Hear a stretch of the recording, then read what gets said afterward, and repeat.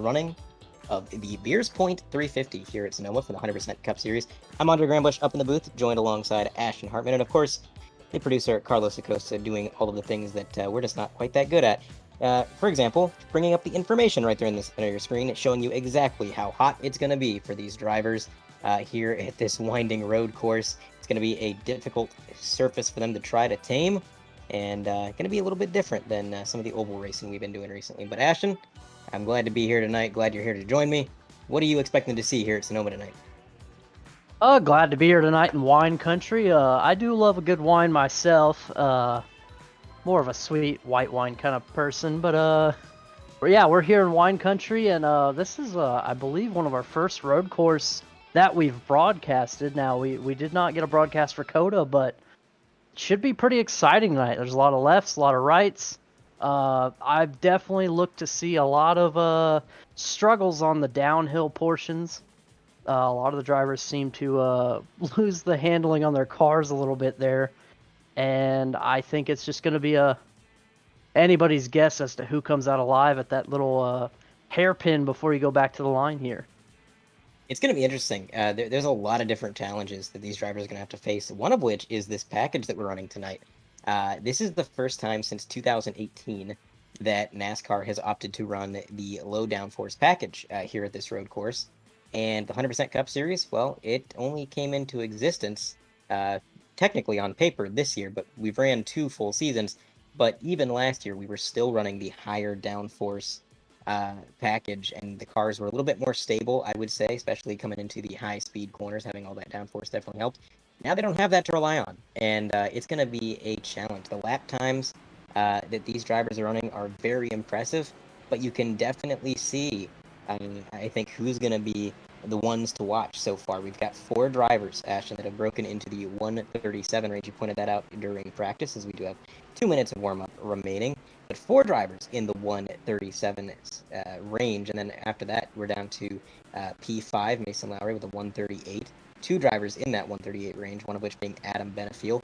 Then we're all the way back to 139s. We've got 5 drivers that have ran in the 139 range. Then we're back into the 140s. So not only is there a lot of different lines that these drivers are taking, not only is the pace really kind of separated here, but that's going to make things really interesting.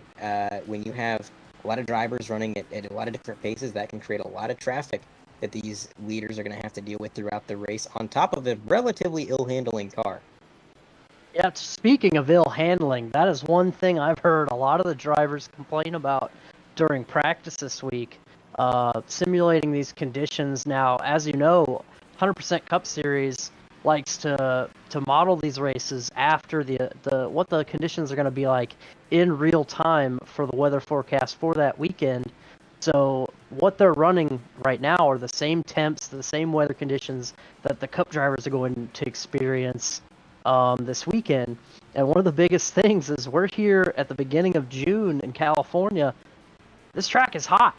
It's probably one of our hottest races of the year. I believe some of the drivers were reporting temperatures of up to 140 degrees or so on that track surface. So these tires are going to have a lot of stickiness. There's not going to be the kind of grip that they're looking for out there on that track. So it's going to be interesting to see how they handle these changing race conditions, because it's only going to get hotter as the race goes on, I'm sure. Absolutely. And of course, with this being an open setup league, these drivers have the freedom to kind of do whatever they want to their car, really throw the wrench at the car and see what they can do. But road courses are really difficult to set your car up for, because sometimes you make your car better at one part of the track, you're just making it worse at another. So it can be a real handful trying to get your car to handle at a road course like this, especially when one end of the track might be more in the shade, one end of the track might have more sun. So not only are you dealing with the car handling each section different, but you're handling completely different temperatures and track surfaces, depending on where you're at on the track. And tires are going to be important here. I believe we do have a tire limit of 6 sets. So the one they start on, and then 5 in the pits. The iRacing incident limit has been increased from our previous road course experiences and excursions here in 100% Cup Series. They get 21x. So they're going to be able to do that. And our stages, for anybody curious about that, our stage is going to be lap 20 and lap 40, and then from there it is going to be a dash to the end at lap 90 with 3 green light checkered attempts. But the drivers are gridding, and we're going to get this thing underway relatively quickly as I'm going to try and get through the grid here. Now, we got plenty of time to do this for once, Ashton, because the pace lap here is going to be roughly 3 minutes. So we should have plenty of time. I'm going to go 1 through 10, hand it off to you for 11 through 20th, Ashton. But on the pole tonight is going to be Robert Miller, and I believe this is his first pole of the year. He's been incredibly fast all year long. He's run up front, really ran door to door with some of the big names in the league like Bryson Hicksonbaugh, Adam Benefiel, Cameron Stone. Tonight might just be his chance to get that win he's been seeking. Bryson Hicksonbaugh rolling off on the outside of row 1. Missed out on the pole by about 0.2, so actually a relatively large margin. Robert Miller, the only driver in quals to break into the 138s. Bryson, 0.2 back in the 139s. Cameron Stone is going to start out row 2 in position number 3, alongside Brian Branham in 4th. Behind them, you've got Brandon Pierce and Mason Lowry. Kevin Steele and Kyle Ammon are going to be 7th and 8th. 9th and 10th is going to be Ryan Samuelson and Sean O'Brien. Ashton, you got 11th? 11th, we're going to have Christopher Fowler with a 1:42.236 lap time. Tyler Pincinall right behind, right next to him in 12th. Randy Drumhiller and Jason Taylor making up the next row in 13th and 14th respectively. Devin Medeiros in 15th. Jason Chambers in 16th. Chandler Hayden in 17th. Joshua Slade in 18th. Elton Mobley in 19th. And Brian Mabry in 20th. Andre? And to round out the field behind Brian Mabry, we got Damaris Hickenbottom, Chad Edwards, Cody Bird starting P23, Preston McCrae 24th, and we're not going to forget him, Adam Benefiel rolling off last, I believe, according to this Sonoma grid that I have been handed, although that's really surprising to see. To see Adam Benefiel starting so far back. That's not something we see very often, although we did have a kerfuffle, we'll say, when it comes to qualifying. The license requirement was incorrectly set for the qualifying session because now road courses with stock cars do use the road license. And as a result, some drivers were unable to participate, so a new session was made with no license requirements. And the drivers had a little bit less time to really prepare for that second session. And I believe Adam may have been one of the drivers that did not make that session, hence why he is rolling off so far back. But the pace car is off the track. We got a couple seconds before we go green at least here, because we do got to make our way through the hairpin. And I gotta say, Adam Benefiel, with all the bad luck he's had, maybe he wants to start in the back there. We'll see how it works, as we are green for the Sears Point 350. And it's that number 10 car, Robert Miller, with a huge jump off the line, leaving Bryson kind of in his dust back there with a 5-car length lead. And Bryson under fire almost immediately as Cameron Stone goes around. He has been hit by somebody coming up the hill. Now that is... Looks like 74, Brian Branham just got a little bit hungry there up on the uphill section. And that's something we're going to see all throughout the night, because when you're coming up one of these hills in the early portions of the track, if you let off the throttle or if you get on the brakes too hard, it's very easy to unsettle your own car and bog that engine down. As we're going to take a look at a replay on the top right of your screen, this is what happens. So keep your eye on that number 57 in the middle of the screen. Just coming up the hill, 57 pushes a little wide, and Brian Branham in that Duff number 74, a little bit hot coming up the hill, got into the rear bumper. And again, it doesn't take much to spin somebody out of the track this warm in temperature, but like I said, go ahead. You're going to see that on these restarts a lot. These guys are just bunched up. They, you watch that check up there, and it's just a recipe for disaster, especially, you got that corner there, you're trying to go on the uphill, and you're just like, hey, maybe I can get a position here, and he didn't expect, probably didn't expect Cameron to check up so much there. It's just unfortunate for Cameron Stone. He's going to have to battle his way back through the field. Definitely got plenty of time to do it, though. It's lap 1. We got to get all the way to lap 90, and of course we're going to have stage cautions to bunch the field back up. So even though single car spins and even sometimes multi-car spins, depending on how far separated they are, won't be bringing out full course cautions, we will still have the field bunched up at bare minimum twice tonight for the stages. So that'll be a good chance for Cameron Stone to get back with the pack, try to make a bit of a recovery, maybe pull some strategy in that last long green flag run during stage 3. We'll just have to find out. But right now, Bryson Hixenbaugh is trying to run down our leader. He actually lapped about identically. It was a 142.630 from Bryson and oh no, I'm sorry. He lapped a second slower.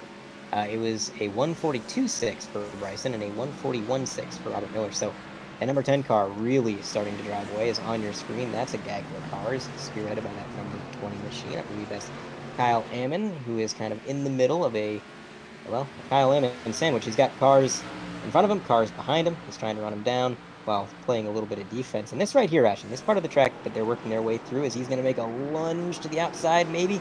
That is one of the best overtake opportunities they're going to have on this track. It's a double right-hander, very slow corner.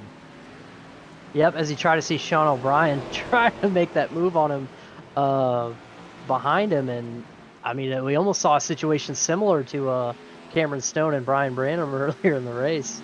It's just, you think you can shoot past some drivers there and make a couple positions, and it's just guess as to where the driver in front of you is going to go. Is he going to check up a little bit more than you thought? Is he make a swing wide? You don't know. And it looks like Kyle was able to make the move coming through the hairpin on Kevin Steele. He just got to the inside. Kevin didn't really defend it too much. He kind of just said, all right, I see you're here. I'm going to move on over and let you have it.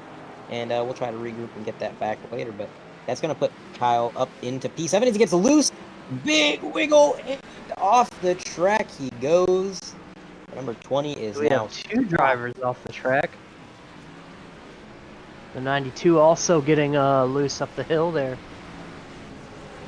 He's trying to rejoin without putting anybody else at risk, which can be very difficult because he's kind of at the apex of the corner. There goes Damaris Hickenbottom around the outside. And of course, now we got a replay queued up. We're going to take a look and see exactly what happened on our 3-wide TV multicam. But the number 92, this was during Ammon's spin, but man, that thing just snapped around on it. It almost looked at him like he downshifted, and it just sent that rear end around. He got all the way up into that tire barrier. That was quite a moment. Thankfully didn't hit it too hard. He should be able to get that back going and not have too much of a issue with the right side of that car. Yeah, hopefully not too much damage there. It didn't look like too big of an impact there, but it's like Brian Mabry has disconnected from the session, so he's taking that car to the wall. But we got another replay queued up. Things happening all over the track as we go back to our 3-wide TV multicam. There's the number 38. That's Brandon Pierce. And Ooh. that's... If we were playing baseball, I'd say that's a home run because he's out of the park. Past the first tire barrier, all the way up and over that embankment down into the slot, and had to take a tow. And that's a shame because Pierce actually is on pit road. He is on pit road, and let me tell you, there's a lot of front end damage to that car. It'll be for one of the drivers that was, he was third fastest in practice. That is not something you want to see this early into a race that's 90 laps long.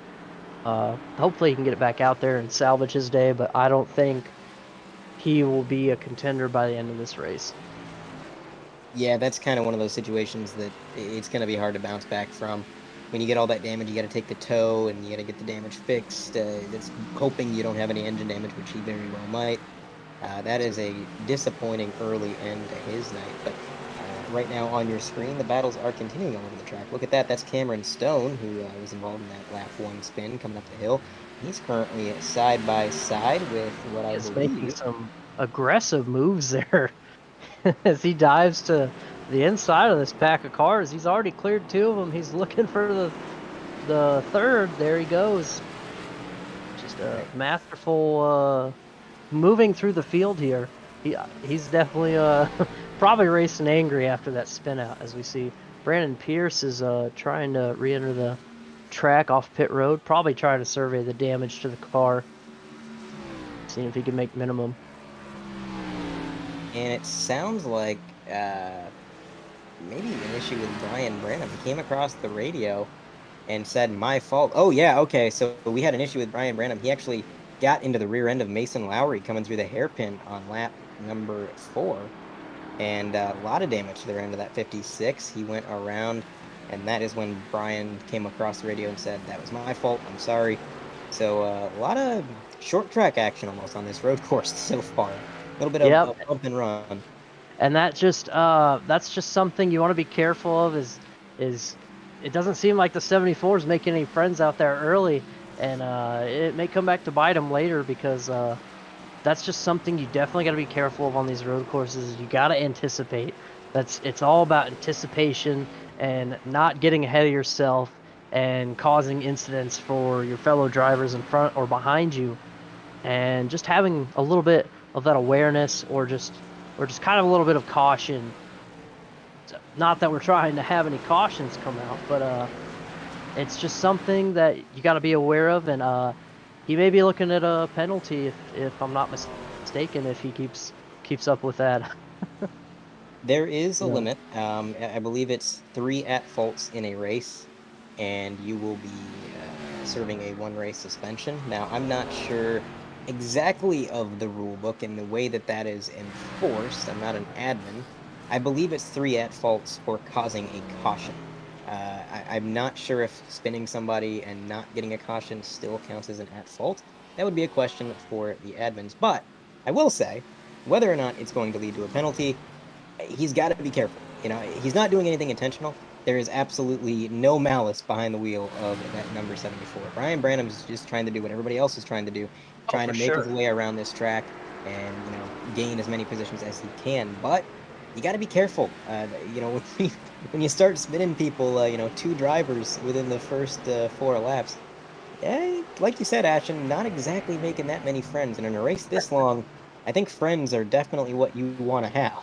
Yep, and then on a track with, where you got to have as much patience as this one. I mean, you gotta take every amount of patience you can get, and if he's getting into the back, yeah, I'm sure guys like Mason Lowry and Cameron, we all know Cameron Stone has a shorter fuse than most on the best of days. I wouldn't want to upset that driver. He's a handful already. He's gonna be more of a handful if he's driving uh a little teed off at you.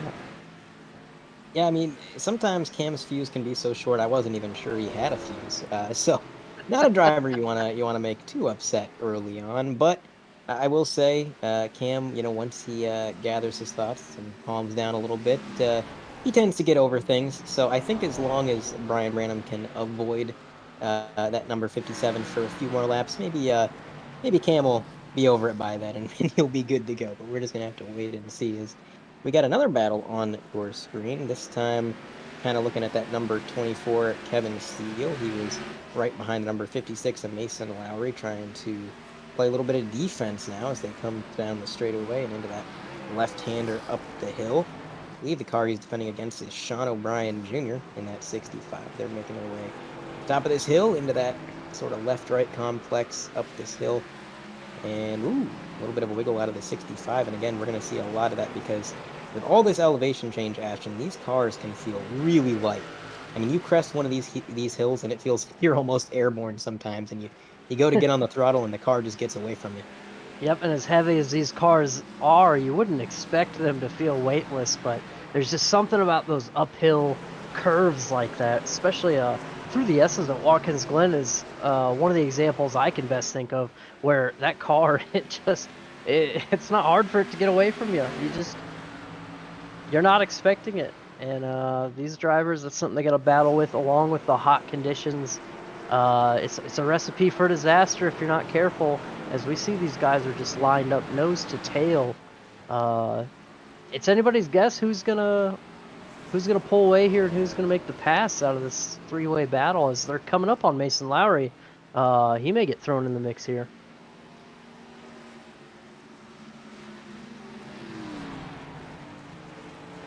And it's looking like Robert Miller pulling away a little bit from Bryson Hixenbaugh. It looks like the So we got somebody coming down pit road. Looks like we got Brandon Pierce sitting back on pit road, and anyways, we got a replay queued up. We're gonna go to our 3-wide TV multicam. Brandon Pierce coming into the hairpin here, a little bit hot, it looks like, as the brakes lock up into that outside tire barrier. Just overshot it a little bit, and I tell you what, Ashton, I think that's just frustration.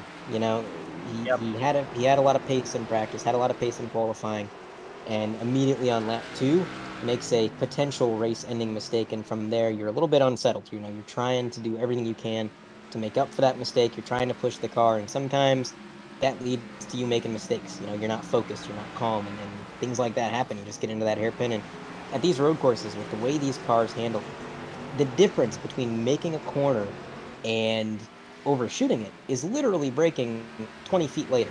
I mean, these cars are so sensitive when it comes to your braking inputs and your steering inputs that you have to hit your marks just about perfectly. You make any mistake, and you're going to find that car getting away from you real fast.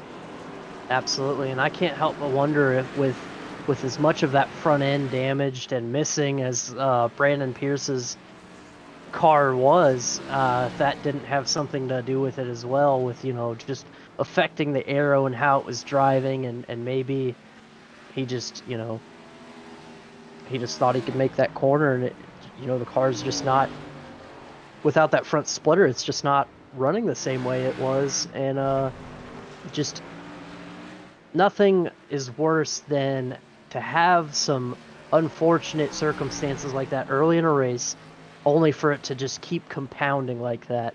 Just, it's like you get to the point where you're like, what else could possibly go wrong? But you're almost afraid to say it. Yeah, and I think Brandon Pierce is kind of finding out what more can go wrong, unfortunately.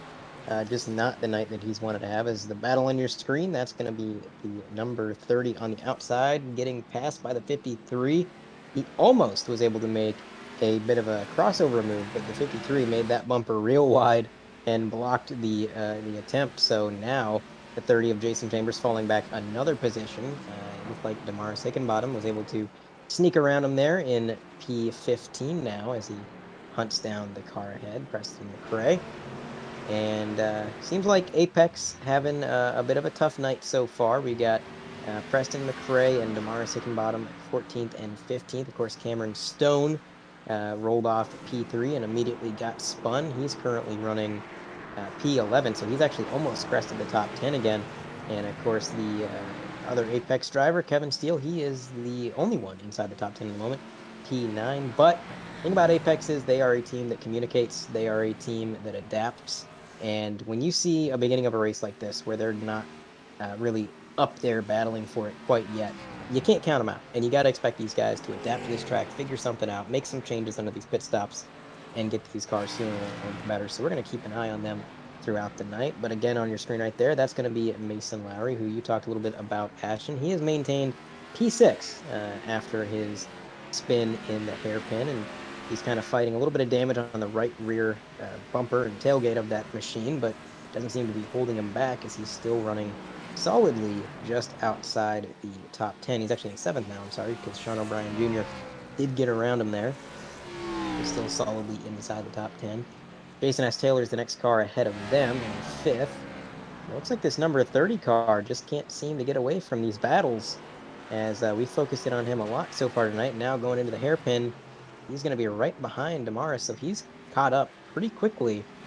He's trying to get that top 15 for himself, but behind him, that's Kyle Ammon, who, of course, got a little bit too much throttle coming up the hill, found himself playing in the sand pit temporarily, made his way back on the track, and he's been working his way back up to where he was, but it's going to be a long climb back to the top for him. Now it sounds like we got an issue with Cody Bird. He said, I spun in the tires. Not sure what that means. Spun in the He tires. is in the worst spot on the track to be spun around at. He is getting the car back the right direction, but he was spun out and stopped right there at the entrance of the hairpin. One of the leaders, Bryson Hicksonbaugh, just missing him. And of course, here's our Look at this replay on replay. the 3-wide TV multicam. You can see he just got on the brakes a little bit too hard. The rear end swung out. And unfortunately, he was angled perfectly to make contact with those stacked tires. So I guess that's what he meant when he said "spun into the tires." Um, Just not a rough lockup of that that right front tire. and a lot of damage to the front end from that as well. Obviously, in real life, that stack of tires probably would have just been scattered everywhere. But as far as the simulator is concerned, that is a brick wall that he just drove into. So he is going to be dealing with a lot of damage for the second week in a row, unfortunately. He's got it back up and going. Seems to be handling pretty all right, but I gotta say, it looks like it's missing a hood out there. So I don't, I don't see how that car is going to handle very well. At least not on the straights for sure. He's not going to get any good aero there, but the car will stay cool a little bit. So Yeah, cooling won't be a concern for him. We can say that much. A lot of other things are going to be a concern for him now, though. So on your screen, battle between the 56 and I believe the number 2, Tyler Pinsino. They're making their way through this double right-hander, and Pinsino really picking up the pace over the last few laps. He's been running some pretty solid lap times, 141.6 from Pinsino, and actually that is the fastest lap of all the cars ahead of him until you get to third place, Ryan Samuelson, who ran a 141.5. So all the way back there in 8th, but he is actually running lap times comparable to the drivers in the podium, as looks like the 56 is doing a little bit of lawn management, dipping the tires off the track into what little grass remains here at Sonoma. And now going into the so hairpin, two there tries to goes outbreak him Pinsino, here. and he is going to There he outbreak him. goes. And he's going to lose 2 positions there. The 83 going to get behind him, or get by him. You saw the 83 just kind of waiting in the wings there, watching this battle unfold in front of him, and you can't help but think maybe that was the plan, was to wait for an opening like that. And unfortunately, Mason Lowry going to fall victim to it as he comes under fire, possibly by Kevin Steele now. But just masterful driving there by Pinsino. He just saw where he could get him at on the track. He knew the hairpin was coming up, and he just elected for the inside there and went to outbrake him. Just masterful driving. Probably saved his tires quite a little bit more than these guys in front of him, and that's why he's got a little bit more grip, it would seem like, in these corners on the track. And on your screen, that is teammates Cameron Stone and Kevin Steele. And they have been at each other's bumpers for a short time now. But Cam is, I don't think the fact that Kevin is his teammate is really going to register. All Cam is seeing right now is that driver's in the top 10. I want the top 10. I'm going to take the top 10. And that's what he's trying to do. But he's going to have to get through Kevin Steele to do it. And ahead of them, you got Mason Lowry, who's slowly been falling through the field. I believe that damage on the rear end of that car is really holding him back in some of these higher speed corners. You can see it just really starting to get sideways, really starting to get away from him. So maybe not going to be on the same pace as Kevin Steele and Cameron Stone. As Cam goes the outside at the hairpin, can he make a pass on the high line? Yes, he can. Looks like Kevin just went ahead and gave that one up. That is going to put Cam back inside the top 10 for the first time since he spun on lap 1. That's going to be the biggest thing here as we get close to the end of stage 1 here, which I believe was on lap 20, you said? Yes, sir. So we're coming. I mean, it's a long track. 7 laps is a lot of laps to log here. But if I were Cameron Stone, or any of these drivers for that matter, track position is going to be everything tonight. And I mean, if we stay green like this all 3 stages, I would definitely want to be as close to the front as possible. Robert Miller is out ahead of Bryson Hixenbaugh by 6 seconds.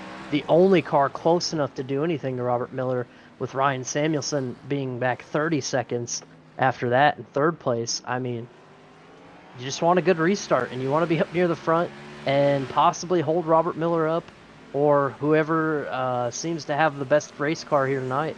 But I don't think we've seen everything we've seen from Cameron Stone yet. He's running a 141 right now, and I believe the last lap for Robert Miller is a 140.6, so not too far off, but they're gonna need some adjustments if we're gonna catch this number 10 car tonight. Yeah, Robert Miller definitely in his own zip code. His lap times are continually better than pretty much anybody on the track, and he is, as you mentioned, jumped out to about a 5-second lead over Bryson Hixenbaugh and Ryan Samuelson with an impressive third place run so far. He's all the way back in 30, well, at about a 31-second differential there. So behind him, back to Brian Branham, that's another 4 seconds, so 35 seconds total. A lot of separation throughout this field, and again, I think this is kind of a product of having these open setups where the drivers can really do whatever they want. Some of these drivers have just, oh, as we got the 37 locking the brakes up in front of Cameron Stone. He slid through the infield grass, and Cam had to make a quick evasive maneuver. That was another close call for Cameron Stone. Nearly a second bout of bad luck, but he was able to avoid that. And that's going to put him up another position into 8th, I believe, as Jason Taylor was 4th position. The next car ahead of him now is going to be Tyler Pinsino, and that's only about a second as we take a look at the replay on our 3-wide TV multicam. On the right side of your screen, that is what happened with the number 37. Just a little bit of brake lock up, and there goes Cam to the high side trying to avoid it. Doesn't get much closer than that. And that's not something you want to see because your visibility going up that hill, stuff comes up on you, or you come up on stuff before you know it, and then it may be too late to avoid stuff. So luckily Cameron Stone was close enough. He saw it happen, got around it. I believe Kevin Steele was quoted as saying, "Oops, I crapped my pants." So he's going to have a fire suit change on this pit stop, I'm sure. Just glad everybody made it through that pretty all right. We've had some a lot of close calls here tonight and a little bit of contact, but honestly, besides a couple lockups and off-track incidents, as we see the cone for pit road go flying there as Mason Lowry just takes it out with extreme prejudice, I should say. We just haven't had a lot of incidents that are noteworthy here. Just a lot of green racing. Yeah, it's been a pretty clean race so far. We've had a few bump and runs, a few moments with cars going off the track. But again, like I said, I think some of these drivers just really hit with the setup and they figured out what they needed to do to these cars to make them handle the best. And obviously, Team Nexus is a team that is very good at making setups. And so it does not surprise me to see 2 Nexus Esports drivers up there in 1 and 2, Robert Miller and Bryson Hixenbaugh, not teammates in the league, but teammates through Nexus Esports as a whole. And those cars are just in a whole another league. Obviously, 30 seconds between the second place Nexus car and the next car behind. So setup's very important here tonight, and I think some of these drivers may be able to make some pit road adjustments to get the cars figured out if they feel like they're not quite on pace or if they feel like they can squeeze a little bit more out of their machines. So the running order that we're seeing right now might not necessarily be what we see later on. Some drivers are probably going to come to life, some might fade. And of course, you got to think the track temperatures are going to alternate throughout the race. And of course, we're going to be laying down a lot of rubber as we take these cars across the racing lines and through the apexes time and time again. It's going to get a little bit more grippy. So maybe some of these cars that prefer the track to be a little bit slick are going to start to fade. We'll just have to see. But right now, it is pretty much all clear and green. And we've got about 5 to go in this stage here. So how about we go to a quick Shano FX overdrive so we can take in the sights and sounds of wine country. And we're going to bring it back before the end of the stage so we can get all the action.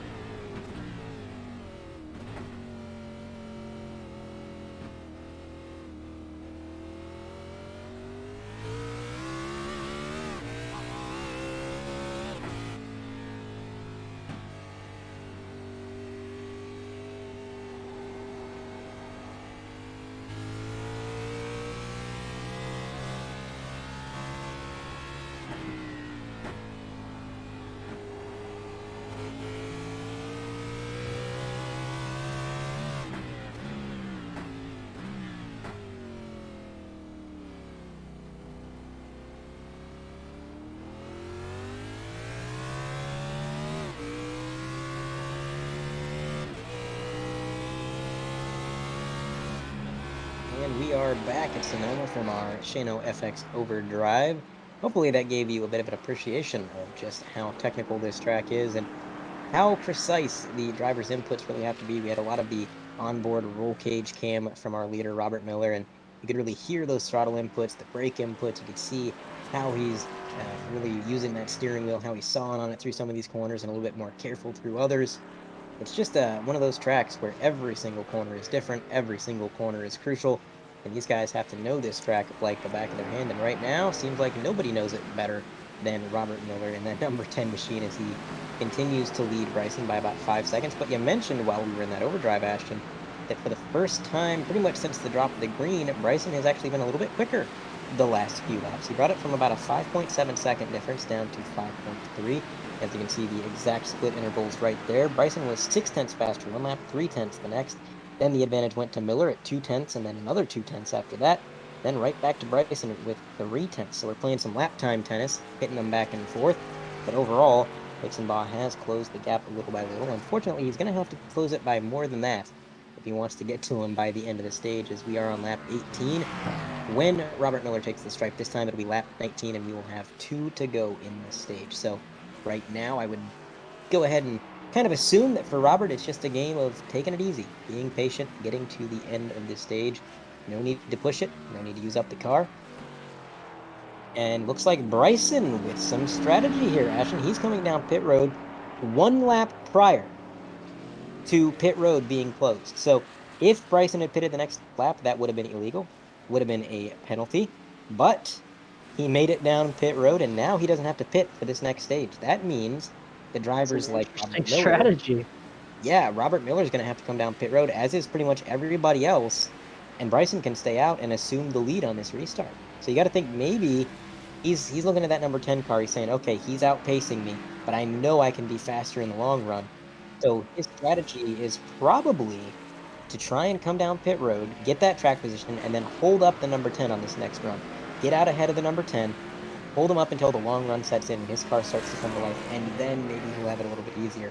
And that's going to be a strategy to try to defeat Robert Miller tonight. But man, and he did not lose the spot as Ryan Samuelson comes up behind him, and the 4 off track there getting out of the way. Bryson Hixenbaugh did not lose a spot. He maintained second place. He is only he's 19 seconds back. Ryan Samuelson right there behind him. Only probably 15 seconds back or so, but yeah, he maintained that position, and just interesting strategy playing out already here in stage 1 at the end of stage 1.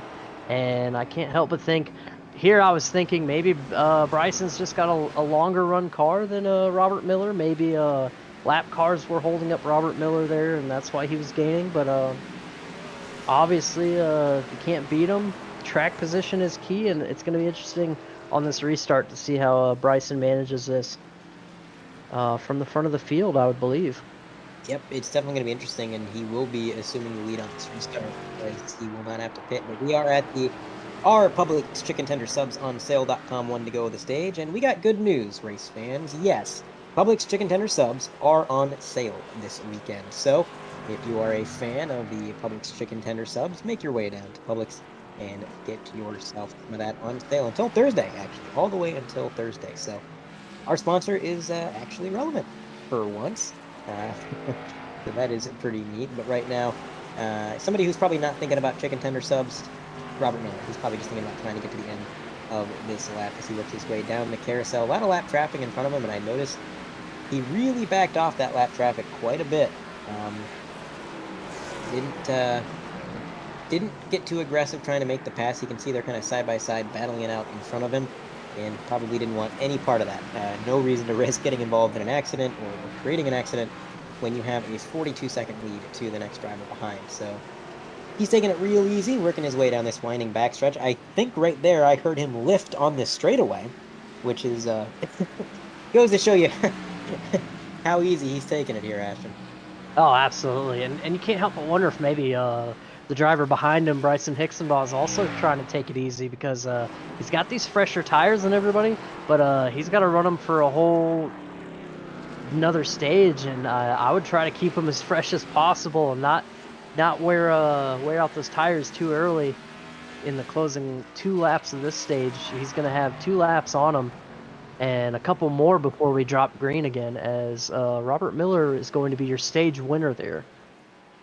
And the tentative running order for this stage, I don't think anything is really going to change, barring something crazy. The rest of the order is going to be Bryson Hickson-Bott in second, Ryan Samuelson third, Sean O'Brien fourth, Brian Branham fifth, Adam Benefield sixth, Cameron Stone clawing his way back up to seventh, Tyler Pinsonneau eighth, Kevin Steele ninth, and running at your top 10, the last driver to get his third point is going to be Jason S. Taylor in that number 37. Here goes Benefield. This is for fourth, so the running order might actually change. Here comes the 83. Wow, the 74 sideways. The 83 had to lift, and looks like Branham is going to hold on to his position as they come across the double left-hander for the straightaway. That is going to be the stage, I believe, once a few more of these guys cross the line. Definitely a little bit of a late stage excitement. There's the 65 locks it up on the uphill. It's into the dirt off course and get that going. And here comes the 37 of Jason S. Taylor. He's going to cross the line, and that is our stage caution. So with that, it is official. And that was our running order for the stage. And Robert Miller, we're going to get a word in with him after he pits. Of course, we don't want to be trying to talk to him while he's trying to navigate this pit road, because one interesting thing about this track, Ashton, it has a very, very difficult pit road. The entrance is very narrow. There's a very sharp right-hander right at the entrance of pit road. There's a left-hand kink in the middle of pit road, and the exit comes out right where that uphill sort of chicane starts to take place. So it is very difficult to navigate for these guys, especially under green when you're trying to get as much time as you can. It's a little bit easier under the stage breaks where we can take it easy and we're not really worried about our track position too much because we know nothing's really going to change, barring a crazy fast pit stop from some team or another. But we are going to go all the way around before the drivers are allowed to pit again. So that is one thing about this track that I'm sure the drivers are a little bit frustrated with, how long they got to pace. But I think we got time to get a word in with Robert Miller before he makes it back to pit road. We'll make it quick. Let's see if I can find him to bring him into the booth. I'm going to move him to, here we go. Robert Miller, we're going to, you got a copy? Ah, gotcha. All right, we're going to keep it brief. We know you're coming down pit road momentarily, but pretty much dominant that stage. Car feeling pretty good? Oh, she's good. I put a lot of work in this sucker. Yeah, it definitely looks like it. Bryson pulled some interesting strategy coming down pit road before the end of the stage. He's going to be the control car. How do you feel about that? I'm not worried about it. I think I got Bryson pegged, even with a little bit older tires. I think I'll have a problem with wheel spin getting offline. All right, confidence. I like it. That number 10 looks bad fast out there, Robert. We're going to get you back in your channel, though. Obviously, you're going to be pitting very soon. Hopefully, we're talking to you next stage, and good luck with the rest of the race, bud. Appreciate it, y'all. Have fun. Nothing but confidence from the number 10 driver, Robert Miller. Yeah, he's feeling pretty good, and you can't blame him. That car is fast, man. I mean, he's going around these corners in a way that just nobody else really can. And you heard him mention, Ashton, he's not too concerned that Bryson's going to be the control car. Yep, and he did mention tire spin there on the start on those worn tires. As hot as this track is, it'll be interesting to see how Bryson manages that on this restart, especially with these cars, which I'm assuming Robert Miller is going to be next to him if he gets off pit road in a timely manner, and is going to be starting alongside him.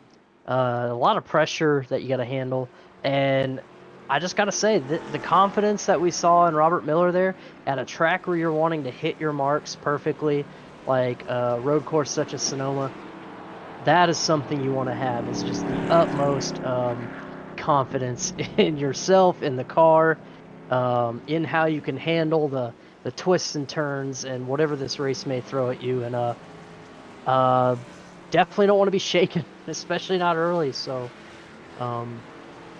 he's going to be tough to beat.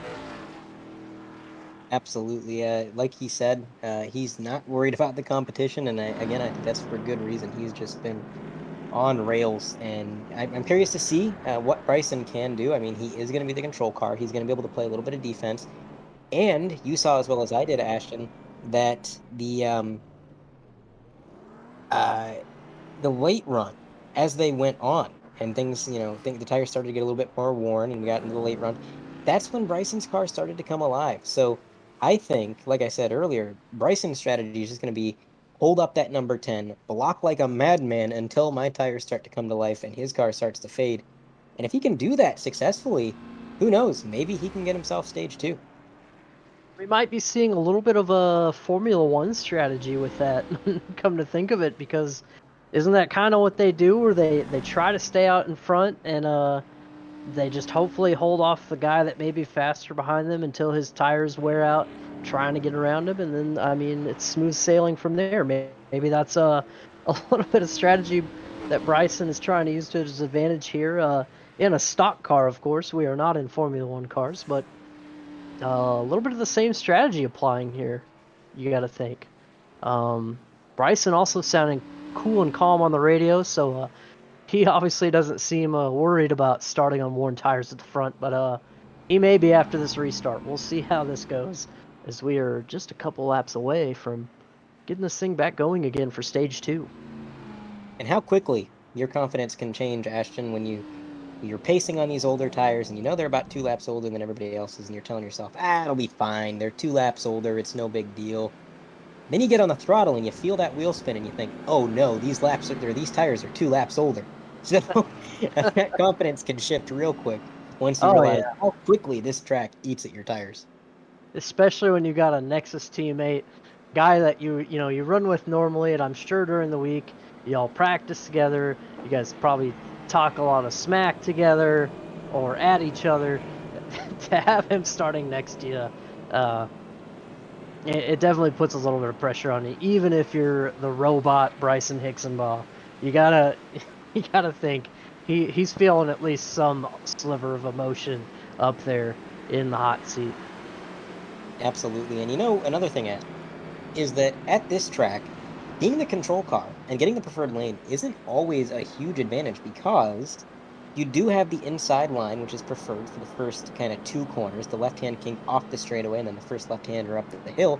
But then the track goes right, and suddenly the driver on the outside, if he manages to stay wheel to wheel with you, if you don't get out ahead of him, now he's in the preferred line, and he's going to be able to try to make a move there. So it's a very equalizing layout in a way. It doesn't really matter if you start on the inside or the outside, because both drivers, no matter which side of the track they occupy, are going to have a corner where they have the advantage. So for Bryson, it's going to be a matter of getting in front of that 10. Just staying alongside him until he gets through those first 2 corners, that's not going to be enough. He's going to have to get that jump. And of course, we know that Bryson is very good at getting these restarts, and he tends to get out to a bigger lead on these restarts than most others. But those older tires, I think that's going to be an equalizer. It's going to be hard for him to get that jump, and I'm really curious to see how this plays out.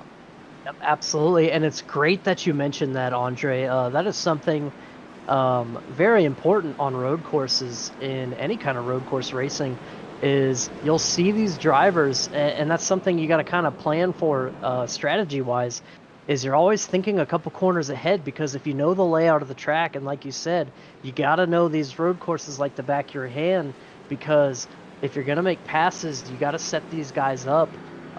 Like you said, a guy may be on the non-preferred lane for a couple turns, but if he knows there's a passing zone coming up, a great passing zone on the track, and they got a corner coming up, like the hairpin, we saw a couple drivers capitalize on that. That's where you want to be. You want to be in the lane that is going to set you up for that corner that they're not going to be prepared for, a couple corners ahead of where you're at currently on the track. And that's just something you want to be thinking of a few steps ahead all night.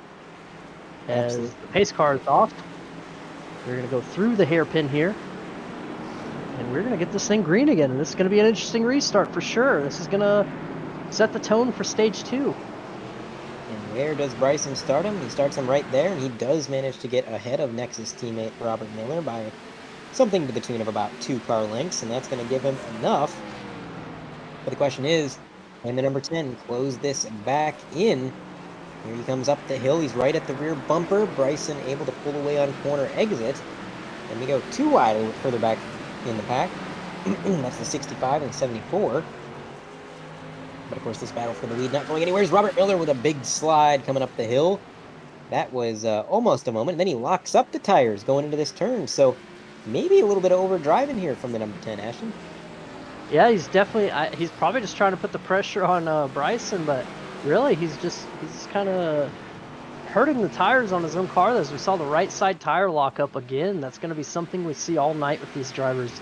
Or the right side's going to lock up because they're not used to some of these right-hand turns and just getting on the brakes a little harder than maybe they wanted to. As we see, there's still a 5-car breakaway up at the front here with Adam Benefiel, Samuelson, and Cameron Stone right there.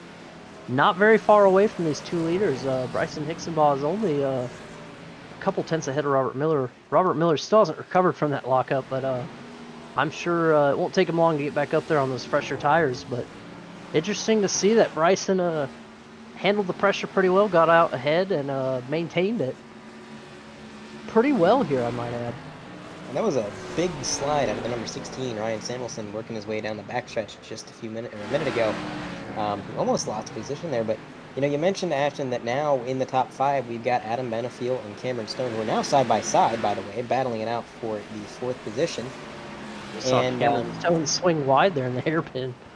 A little bit, he did swing wide, but these are 2 drivers that they've kind of been out of the game for the first stage. Cameron Stone got spun around, and Adam Benefiel didn't get to qualify, so he started at the tail end of the field.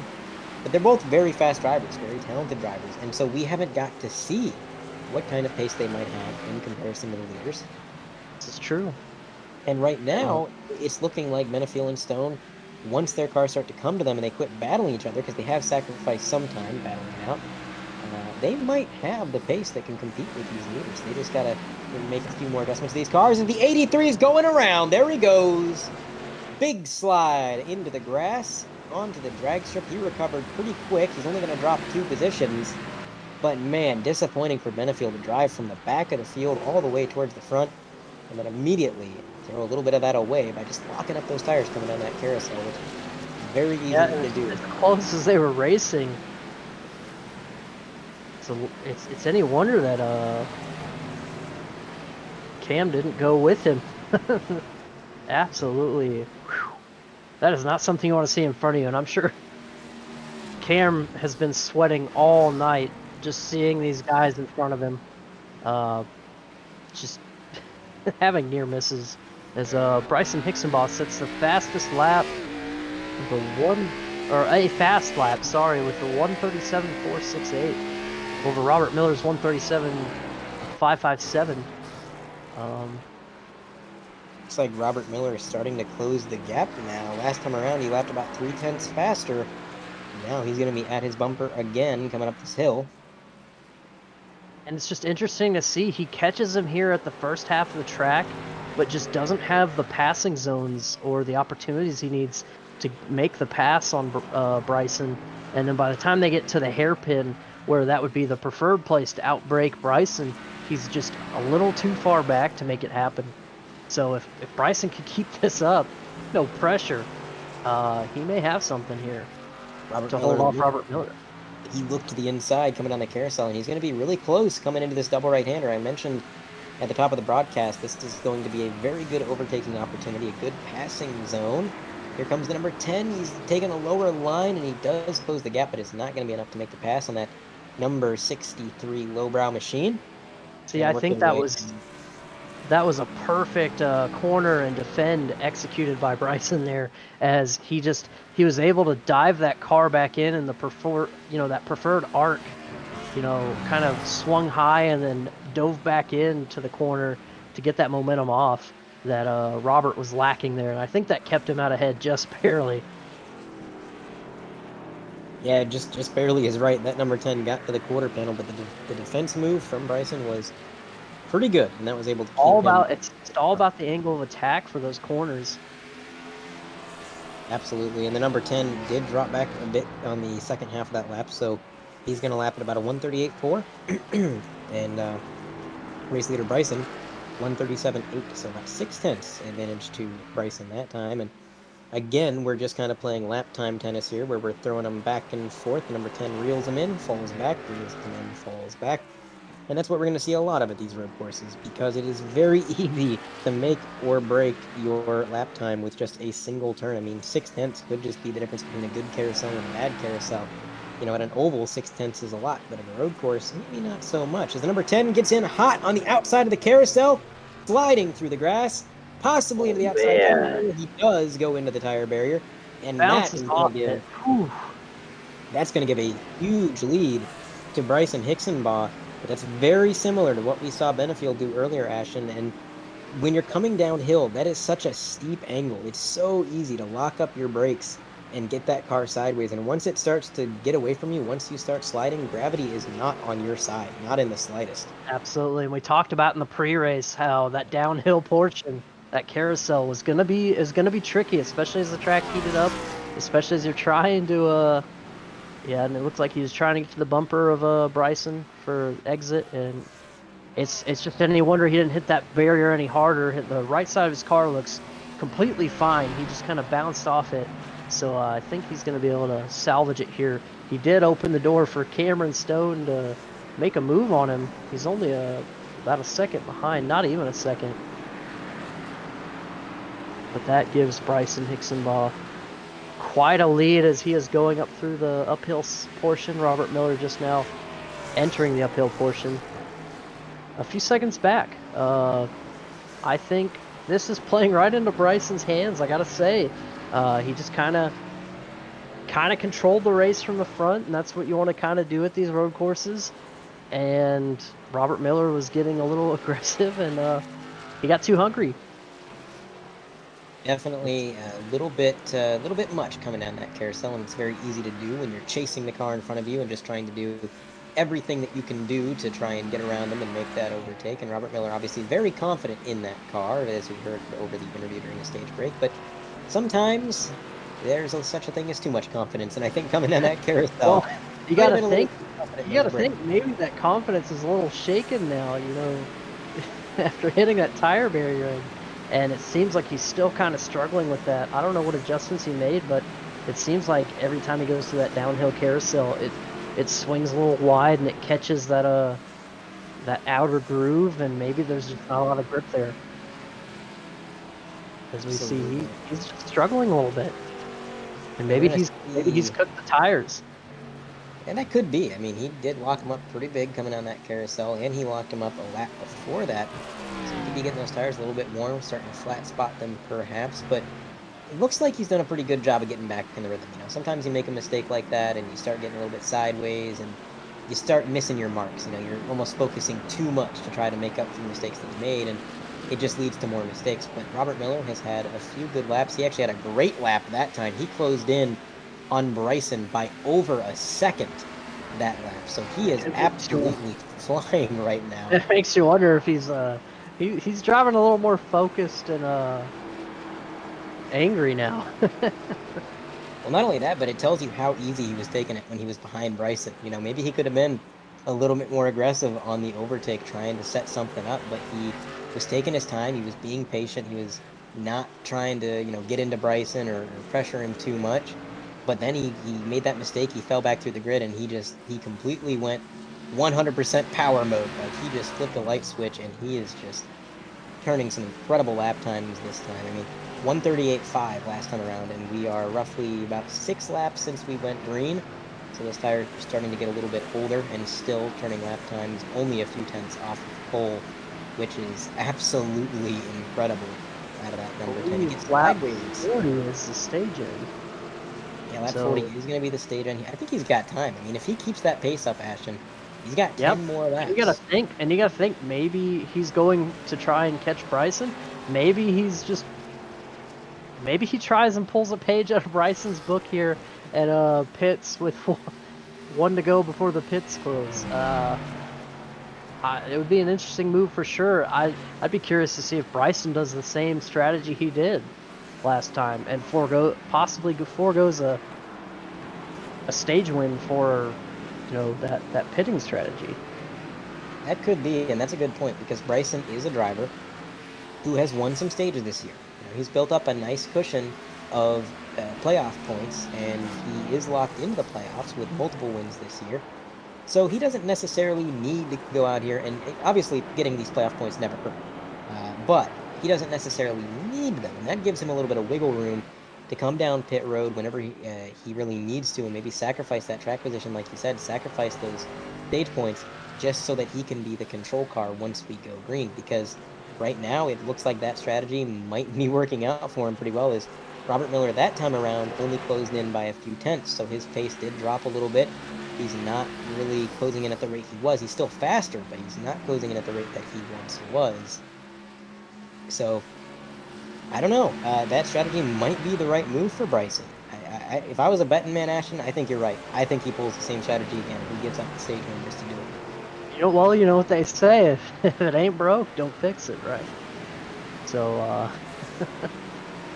it'll be interesting to see for sure. And honestly, it'll be curious to see what Robert Miller does by the end of this stage and going into stage 3, because we've always seen some strong runs from Robert Miller, and he is a powerhouse. But just like Adam Benefield, just like Cameron Stone, we've seen him just fall on bad luck, or maybe the strategy falls apart in stage 3, and whether it be, you know, running out of tire sets at Darlington for the last restart or things of that nature, he just doesn't seem to have that complete race fall into his hands. So it'll be interesting to see if maybe tonight he pulls something out here that finally breaks him out of that I wouldn't call it a slump, but maybe finally gets it done. He's just such a dominant driver, and I mean, to see him just not connect it and get this win going yet, or get the win train going. Interesting to see how he rallies back, as he is coming up on Bryce pretty quick still. So Indeed, he is. He is. Double right-hander here. And he is closing that gap by quite a bit.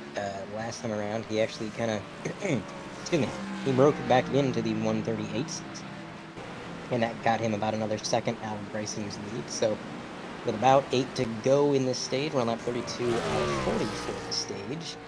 If he keeps this pace up again, he definitely could make it to him. And you can see that number 63 lowbrow car out the windshield. He's not that far away. If he continues to keep up this momentum, it could be a battle for the stage win by the time this is said and done. But again, maybe some strategy changes things. Maybe this isn't as straightforward as we think, but they're both coming to the line this time. There goes Bryson leading this lap, and here comes Robert Miller.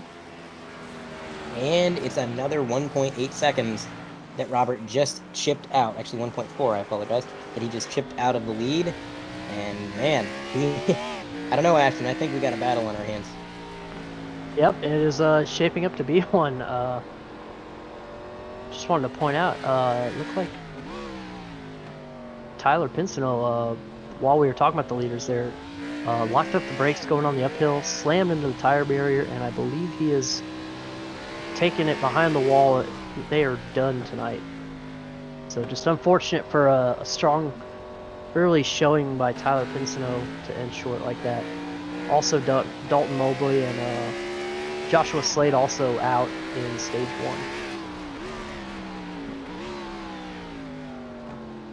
We're going to have to see, what do these drivers do? I think right now the advantage is kind of in the hands of Robert Miller, because if he decides to come down pit road, if he sees Bryson stay out and he knows that Bryson's going to go ahead and try to win this stage, Robert Miller can make his way down pit road, get that track position for the restart just as Bryson did last time, and there's nothing that Bryson can do to counter that because pit road will be closed at that point. So that's kind of the advantage of being the tailing car in that situation.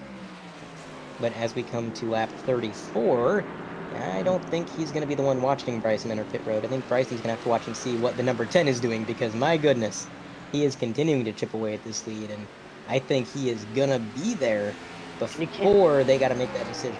And you can't help but wonder if Robert makes that pass on Bryson, if maybe Bryson pulls a little strategy like we saw in the real life Coda race, where as soon as the fresh tire, faster car caught the leader, of Alex Bowman at the time, he pitted as soon as the leader caught him, and maybe Bryson doesn't want Robert to know his plan here and follow him into the pit road. So maybe he's waiting for. For about 30 laps on fuel, give or take. So you're definitely going to see it's some drivers split the stage, for sure. Yeah, I would say splitting in half would be the play, but tires are also pretty important here, so maybe a shortstop strategy could play out. Absolutely. Definitely going to be interesting. We already saw Bryson had no problems with pitting under green, but when the pressure's on in stage 3, it's going to be interesting to see which drivers have issues entering pit road. I'd be afraid to see a car wedged in between those narrow walls here in the hairpin and pit road entrance blocked. Yeah, that would not be an ideal situation. Also not ideal for Bryson is that Robert Miller took out another 4/10 out of his lead that time, and you can see the split times on the bottom of the screen. 5/10 advantage to Miller. Another 5/10, 1.4 seconds, 1 second, 4/10. It has been just lap after lap that Miller has been closing this gap, and now by the time they get into this right-hander, he's going to be there at the bumper of the 63. The question is, how aggressive does he get? You know, being patient maybe didn't work out for him the first time. He slid off the track, had to spend the majority of this stage trying to make up for that mistake. So does he just try to get around the 63 as quickly as he can, or does he remain patient? We do have some drivers making their way down pit road, including Devin Medeiros in the number 12 machine, so he is going to be somebody who tries to stay out and get track position that way. That's kind of interesting, and it's a little early, I would say, to pit prior to the stage. I mean, we do have 5 to go in the stage. Pits close at 2 to go.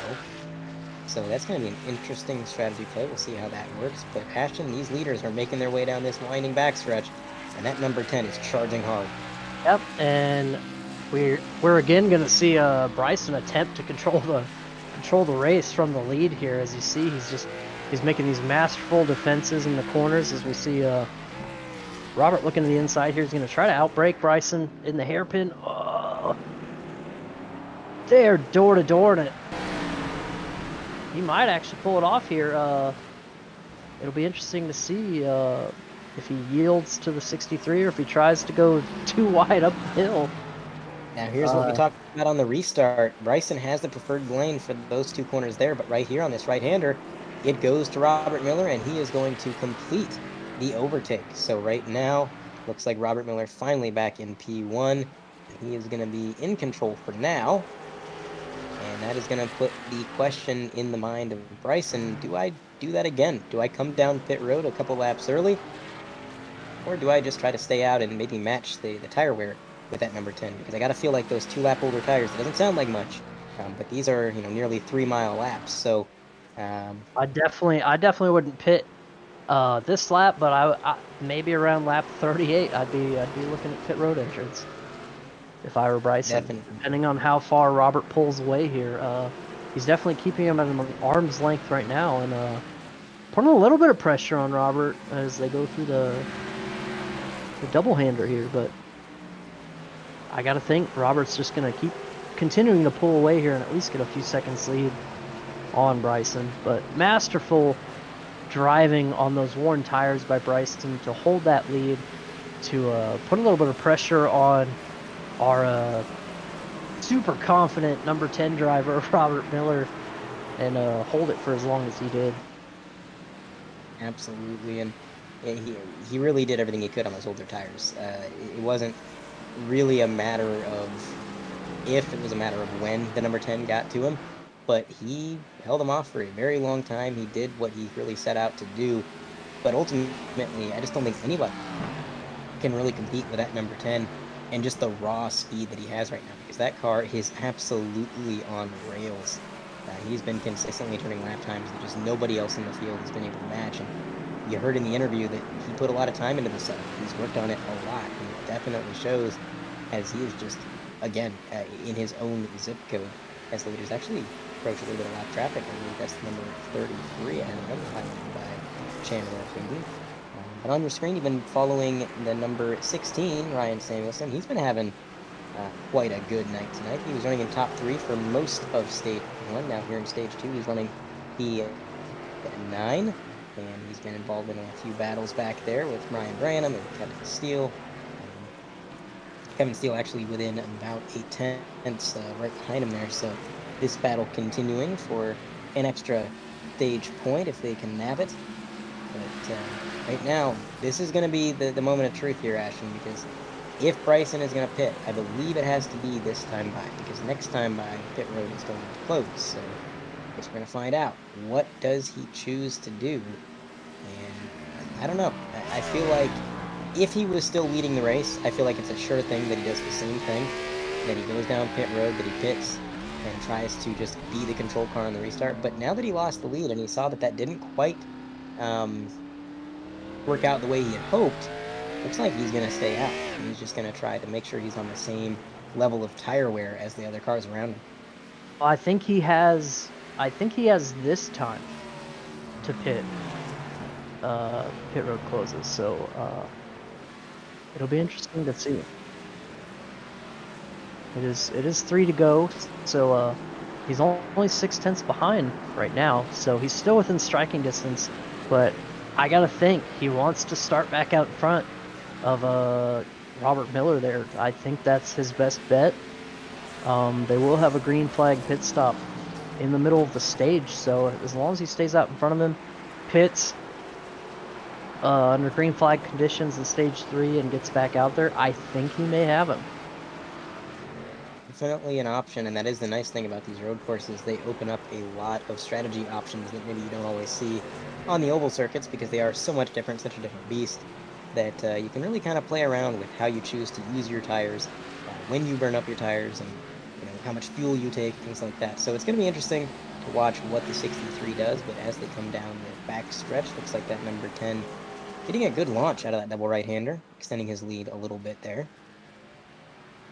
Bryson not far behind, but like you said, Ashton, I think he can pit this time if he chooses. But it's going to be a moment of truth. Here we go. Last chance, last call. And he stays on the track, so he is not going to repeat his strategy. That's definitely interesting, because I would think that would just be the way to go here. He knows he doesn't have quite the speed, but maybe he knows that he can make an adjustment here. Maybe on fresher tires, he thinks if he's got the same fresh tires as Robert, maybe he can hold him off a little bit longer there, a little better. Who's to say? It'll be interesting to see how stage 3 shakes up here now for sure. I mean, we thought that Bryson was gonna keep the strategy going. It worked for him so well last stage, but maybe he knows he's gotta change it up here. Can't necessarily beat him that way, so he's gotta join him. Absolutely, and it's a long race, so you can try different strategies. If you want to come in early and take that track position on the restart, or if you want to stay out, you got enough time to try and figure out what works, and I think that's what Bryson's doing, kind of gathering information, figuring out exactly what it's going to take to try to get ahead of Robert Miller. But man, I don't know. If I was a driver behind Robert Miller trying to figure out what it would take to get by him, I'd be running out of ideas right about now, because that number 10 has been so dominant all night long. Both of these drivers, I mean, that's not to discount Bryson. Both of these drivers have about an 11-second lead over the third-place car, Adam Benefiel, who got around Cameron Stone. You saw on your screen probably about 7 or 8 laps. Cam had gotten off the track. He slid up into the dirt. There's actually, there he is on the top right of your screen. There's Cameron Stone and Adam Benefiel.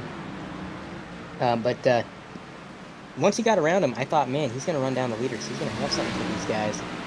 And unfortunately, Adam Benefiel has not really been closing in. He's kind of stagnated at that 12-second gap to the leader, 11 seconds to Bryson. And it seems like he can at least match their pace, so he might have something for him on the restart. But in terms of this stage, it's been the Robert and Bryson show, because they have been far and away the fastest cars in the field. And they've just driven out to a commanding lead, as we are on, by the way, our Publix chicken tender subs on sale.com. White flag on the stage. And Again, as we mentioned in the first stage, yes, race fans, Publix chicken tender subs are on sale, so if that sounds like something up your alley, or if it sounds just weird enough that you want to try it, because yes, it's chicken tender subs, as in chicken tenders on a sub, go ahead and go out to Publix, give one a shot. And our producer is whispering in my ear, and he's saying that it's very good. I don't necessarily believe that. It sounds kind of bad in my opinion, but yeah, maybe one of these days. I don't He's think I've ever telling been. us they are 100% fried chicken, actual chicken tenders. So worth giving a try. So if you like real chicken on a hoagie bun, find yourself a Publix nearby, and if you have one local to you, and go try it out, people. Absolutely. As our producer is pointing out, Southeast Coast, which sounds more accurate to me because I don't think I've ever seen a Publix in Northern East Coast. But for the final time this stage, Robert Miller and the 63 of Bryson Nixonbaugh are both going to make their way through the hairpin. Bryson closed in a little bit this lap, but alas, it's not going to be enough. Robert Miller takes stage 2, so he's going to sweep the stages. Bryson Yeah. P2, Adam Benefiel 3rd, Cameron Stone 4th, Sean O'Brien 5th, Brian Branham 6th, Ryan Samuelson 7th. In 8th, we've got Kevin Steele, Jason Taylor in 9th, and rounding out the top 10 and the final driver to grab a point, Christopher Fowler in P10, driving that 92 machine. How about that 92? We saw him spin out early on the uphill portion, then catch the tire barrier at the right side, and drove his way up to a top 10. It was an impressive recovery for sure. Now, we're going to throw it to a quick break, and when we come back, Ashton is going to take it away with our stage winner, Robert, once he makes his way in and out of pit road, and we're going to hear how he feels about winning a second stage in a row. Stay tuned. Don't miss any of the action here at Wine Country.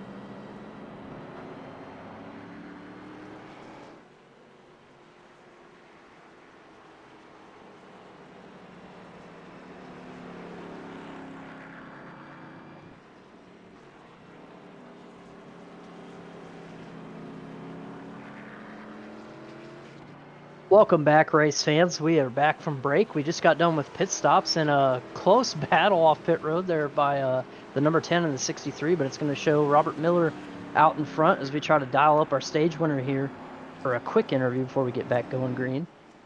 Oh, hello. Robert Miller, you got a copy? Yeah, I got you. Well, you're sounds like you're a little hot here in wine country in the summertime. Oh, I'm sweating like a pig right now. That last stage that was my own fault. I put more work on than I needed to be. I gotta say, we saw Bryson get out to an early lead there, and you were putting the pressure on him early. But gotta say, there were a couple missteps there. One that saw you into the tire barrier on the downhill portion, that cost you quite a bit of time. Gotta say, your confidence earlier, does that shake it up a little bit? Are you a little bit shaken by that? No, not at all. After that, and I was still able to catch and pass Bryson, I'll take it. Just proves that this setup I got, and luckily how I'm saving these tires working pretty well so far. So we'll see what we got for this last stage. We got pit stops for this one, so it'll be a good one. Yep, you're both on fresh tires now, same lap tires. What do you think is going to be the key to winning this race and staying out front? Watching your rubber, because you got more laps on your tires this time, and time of your pit stops right. Make sure you got your in and out light perfect. Maybe avoid some lap traffic if you can, or avoid any kind of traffic at all. Well, it's going to be hard to avoid, but we wish you luck as we get ready to go back green here. Good luck to you for the rest of the race, Robert. Appreciate it. That was your stage 2 winner, Robert Miller.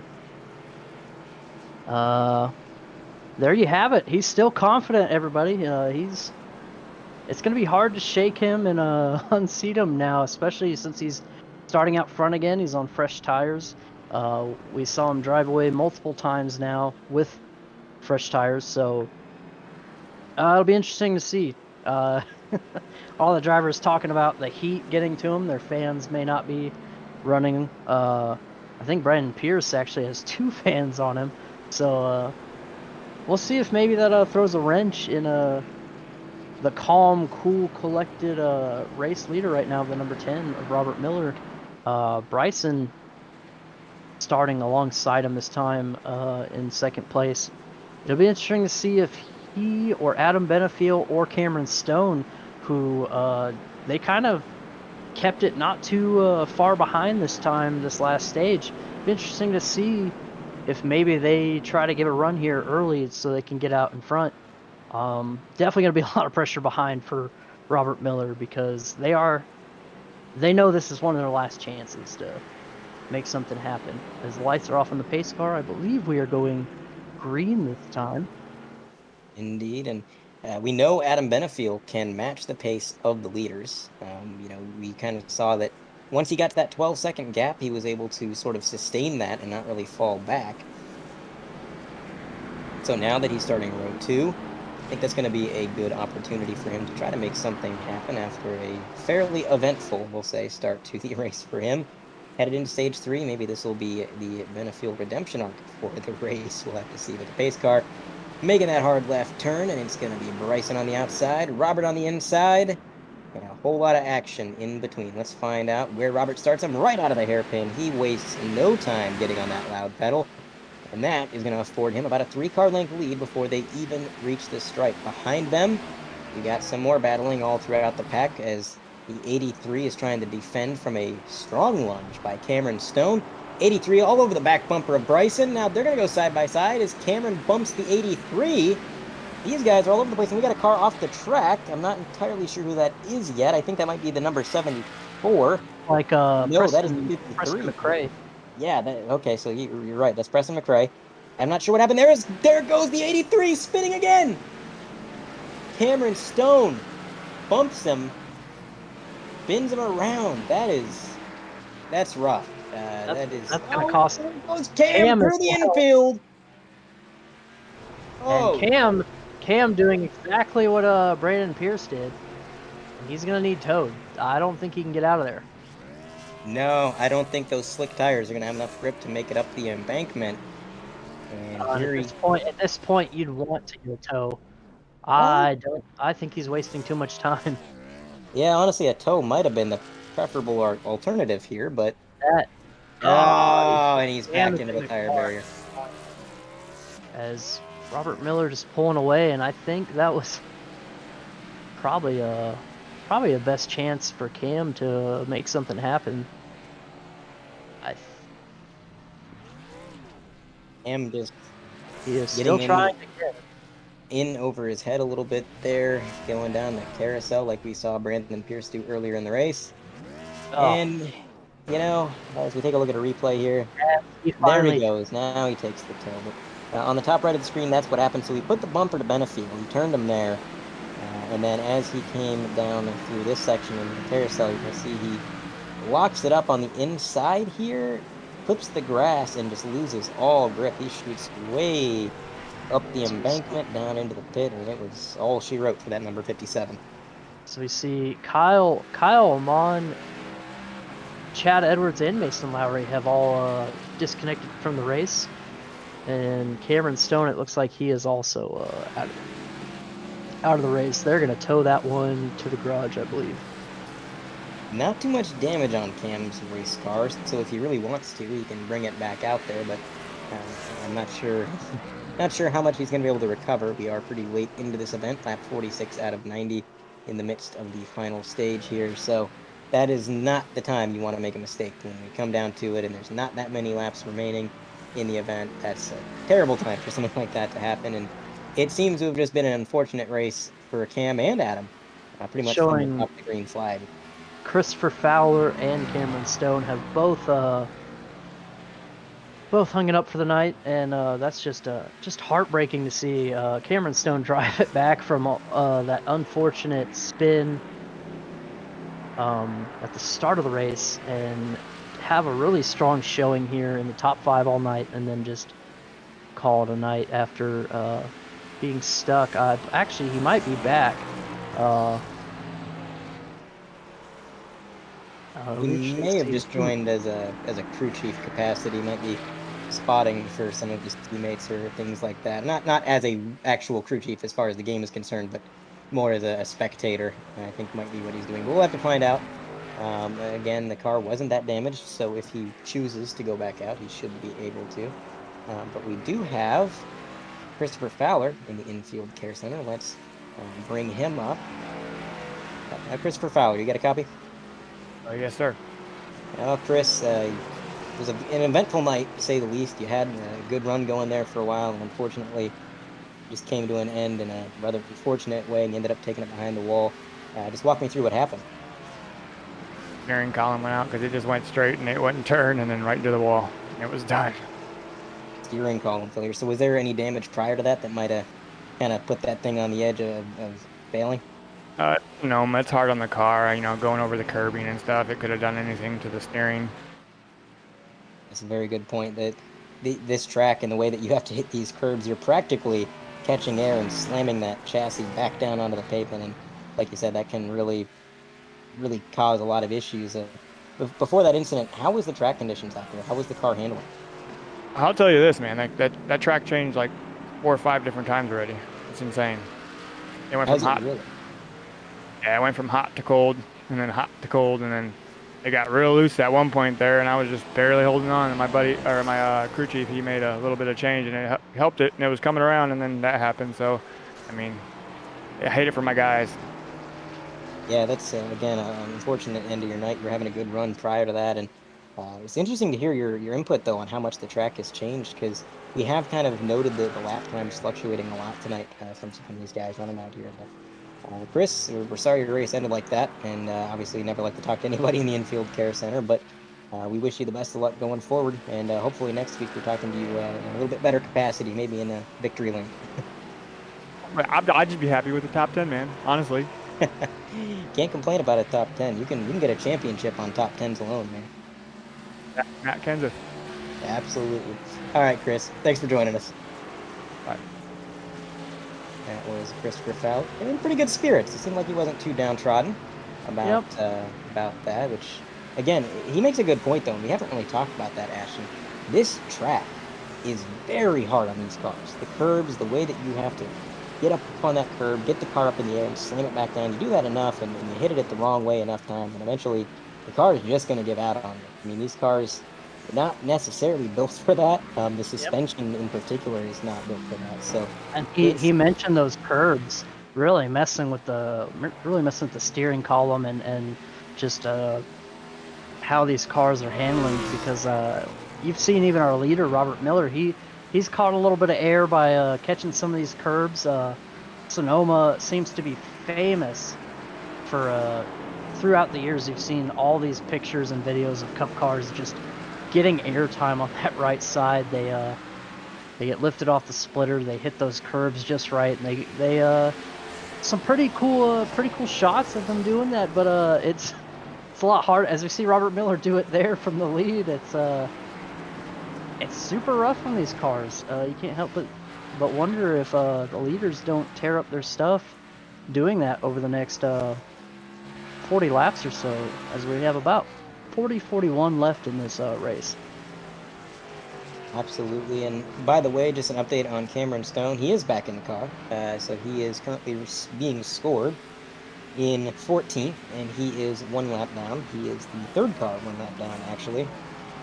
Jason Chambers currently in the lucky dog position where we to get a full course caution up there in 12th, although it takes a lot to get a full course caution here at this road course. It would take upwards of 4 to 5 cars being involved in an incident, and with how spread out everybody is, I can't say we should expect that to happen, but I've seen crazier things. I mean, we saw Cameron Stone was literally stuck and could not move, and they didn't throw the caution. So if that tells you anything about how lenient the cautions are on all but extenuating circumstances here tonight, there you have it. Absolutely, and interesting to note, kind of ironic, Cameron Stone is being scored 1 position and 1 lap ahead of Brandon Pierce in that number 38 machine, who also did pretty much the exact same thing that Cam did, just a little bit sooner. Brandon Pierce did it before it was cool, sliding up over that embankment, and now he is being scored right behind Cameron Stone.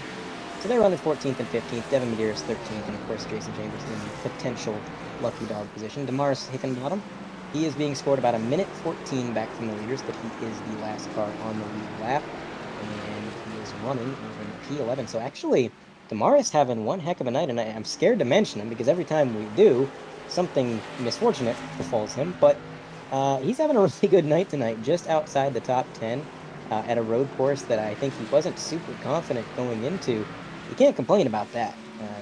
This track has really just been eating these drivers for breakfast. You've got top contenders, Cameron Stone, Brandon Pierce, Kyle Ammon, these drivers that can run up front all day, every day, week in and week out, and they have fallen victim to this track. But we got some drivers up here, Damaris Hickenbottom, Randy Drumhiller, Ryan Samuelson, who might not always run in the top 10, but they are very talented drivers, and when their moment strikes, it strikes. And right now, Sonoma seems to be very kind to all of these guys. Samuelson right now being scored in 6th, so he finished the last stage, I believe, in 9th. I'm remembering 7th last stage. I apologize. Thank you, Carlos. And in 5th right now, so he's gone a few positions up the board.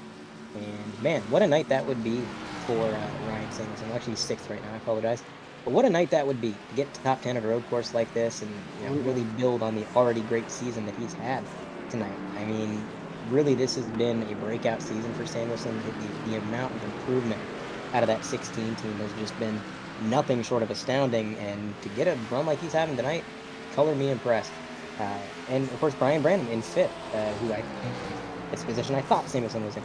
Brian Branham, he's had some really bad luck this year. He's been involved in a few incidents, most of which were not even remotely his doing. He was just a bystander, and it's taken him out of some races where we really thought he was going to be a podium contender.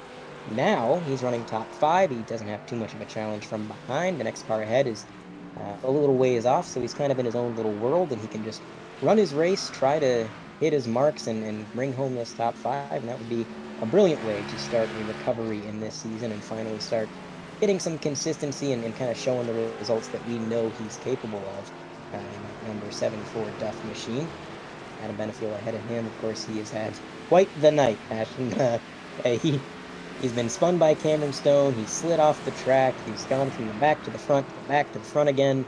He's been just about everywhere except the lead so far, but again, if we were to get a yellow flag, you never know. He's starting towards the front here, and without Cameron Stone there to put a bumper to him, who knows? Maybe he can make something happen.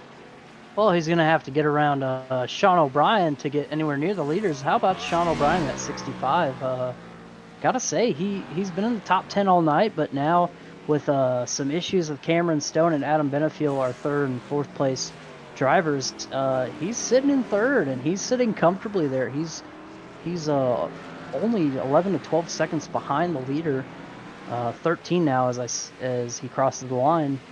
But honestly, having a pretty impressive night compared to earlier in the first stage. We saw he was really struggling with the handling of the car as he gets loose there on the uphill again. Still struggling, obviously, but still a fast race car for the 65 team. And it's just interesting to see how far Sean O'Brien and that team have pushed in their bid for this season. Absolutely. The Black Flag Motorsports driver doing a fantastic job representing his team up there in the podium. And Sean O'Brien, that's another driver who we've seen him a lot like Brian Branham. We've seen this 65 machine run up front a lot. He ran up front for a while at Charlotte within the top 5. He ran up front at Dover for a little while. But it seems like something always happens. There's always a but with that number 65. He has a great race, but this happens, and then it takes him out of the game. But tonight, he doesn't seem to have too many troubles. He's just kind of riding in this third position, other than the troubles with the handling. That car is looking a little bit scary as he makes his way down the backstretch. He just got sideways not twice, but 3 times on one straightaway, so that was a bit unsettling as he slides it through the sweeper corner there. That I would say that's probably his biggest issue, but he seems to be fighting through it as he maintains his third place position. And on your screen, that has been the ongoing battle between number 16 and the number 38, who is laps down, so that's not for position.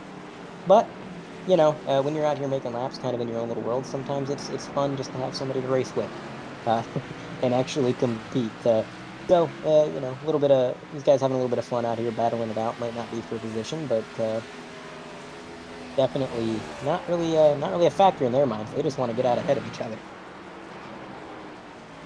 Yep, absolutely. And hey, I mean, anytime you're on a road course and you're all spread out like this, you see a car coming up, whether it's from behind or in front, it adds a little excitement. I mean, you're just relieved to see another car. I absolutely agree. Sorry about that. I mean, a little bit of technical difficulty with the microphone there. But yeah, I agree.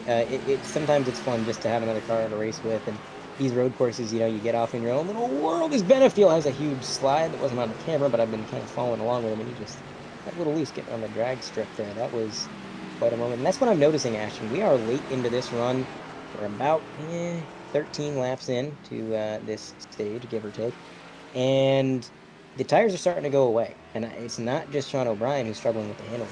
I've watched Adam Benefiel get sideways multiple times. Obviously, when we were watching that battle between the 16 and the 38, those guys were slip-sliding around like the track was an ice rink or something. Everybody is sliding around, and I think a lot of that might also not just be due to the tire wear, but also the fluctuating track temp. The driver there of 92, Christopher Fowler, he told us that the track has fluctuated a lot tonight. That the track temp has gone up, it's gone down, it's gotten really slick, it's gotten really grippy, and right now, I think the track might be getting a little hot because none of these drivers seem to have much confidence in or out of these corners. Yep, as we even see a couple of turns, both Bryson and Robert locking up the brakes just ever so slightly, but sometimes that's all it takes. Is Robert Miller getting a little looser in the downhill again. Not his favorite part of the track, not any of these drivers' favorite part of the track tonight, I'm sure. As he's coming up on the lap car of, I believe that's Damaris. And he said on his he's not lapped yet. He is on the lead lap. My apologies for that, but it'll be interesting because Robert Miller said he was hoping not to to hit too much lap traffic, and I don't think he's going to get away with that, as we still have quite a few laps left in this race. They're not even close to their pit window. I believe the pit window, they'd probably be looking at 65 at the earliest, maybe lap 70 if they want to split the stage in half. But it'll be interesting to see what Bryson or Robert does here as they get closer to that pit window.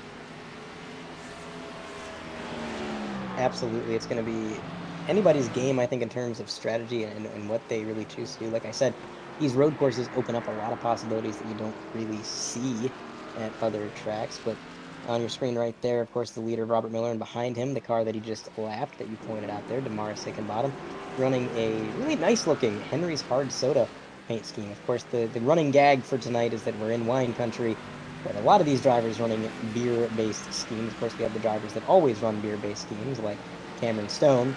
But the Sears Point 350, a lot of beer schemes, and Henry's Hard Soda among them. The Yangling car, another one, the number 13. With Cody Bird, as we got Duff Machine. Speaking of beer cars, there goes the number 74 off track, and he's going to go from, if we were playing golf, I'd say he's going from bunker to bunker, because he just went from one sand pit to the other side of the sand pit. And the uphill has definitely been a rough portion for a couple of these drivers, the 74 and the 65 included, and can't say that spot hasn't given him trouble before.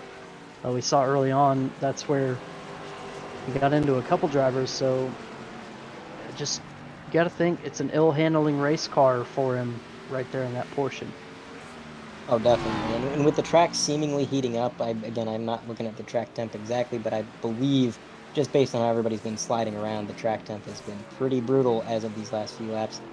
And you take that already kind of ill-handling 74, and yeah, you're going to have some troubles. And like I said earlier, there is no malice behind the wheel of that 74. When he got into the couple of drivers that he got into earlier, he was obviously not trying to do that. He was trying to lock up the brakes and avoid doing just that.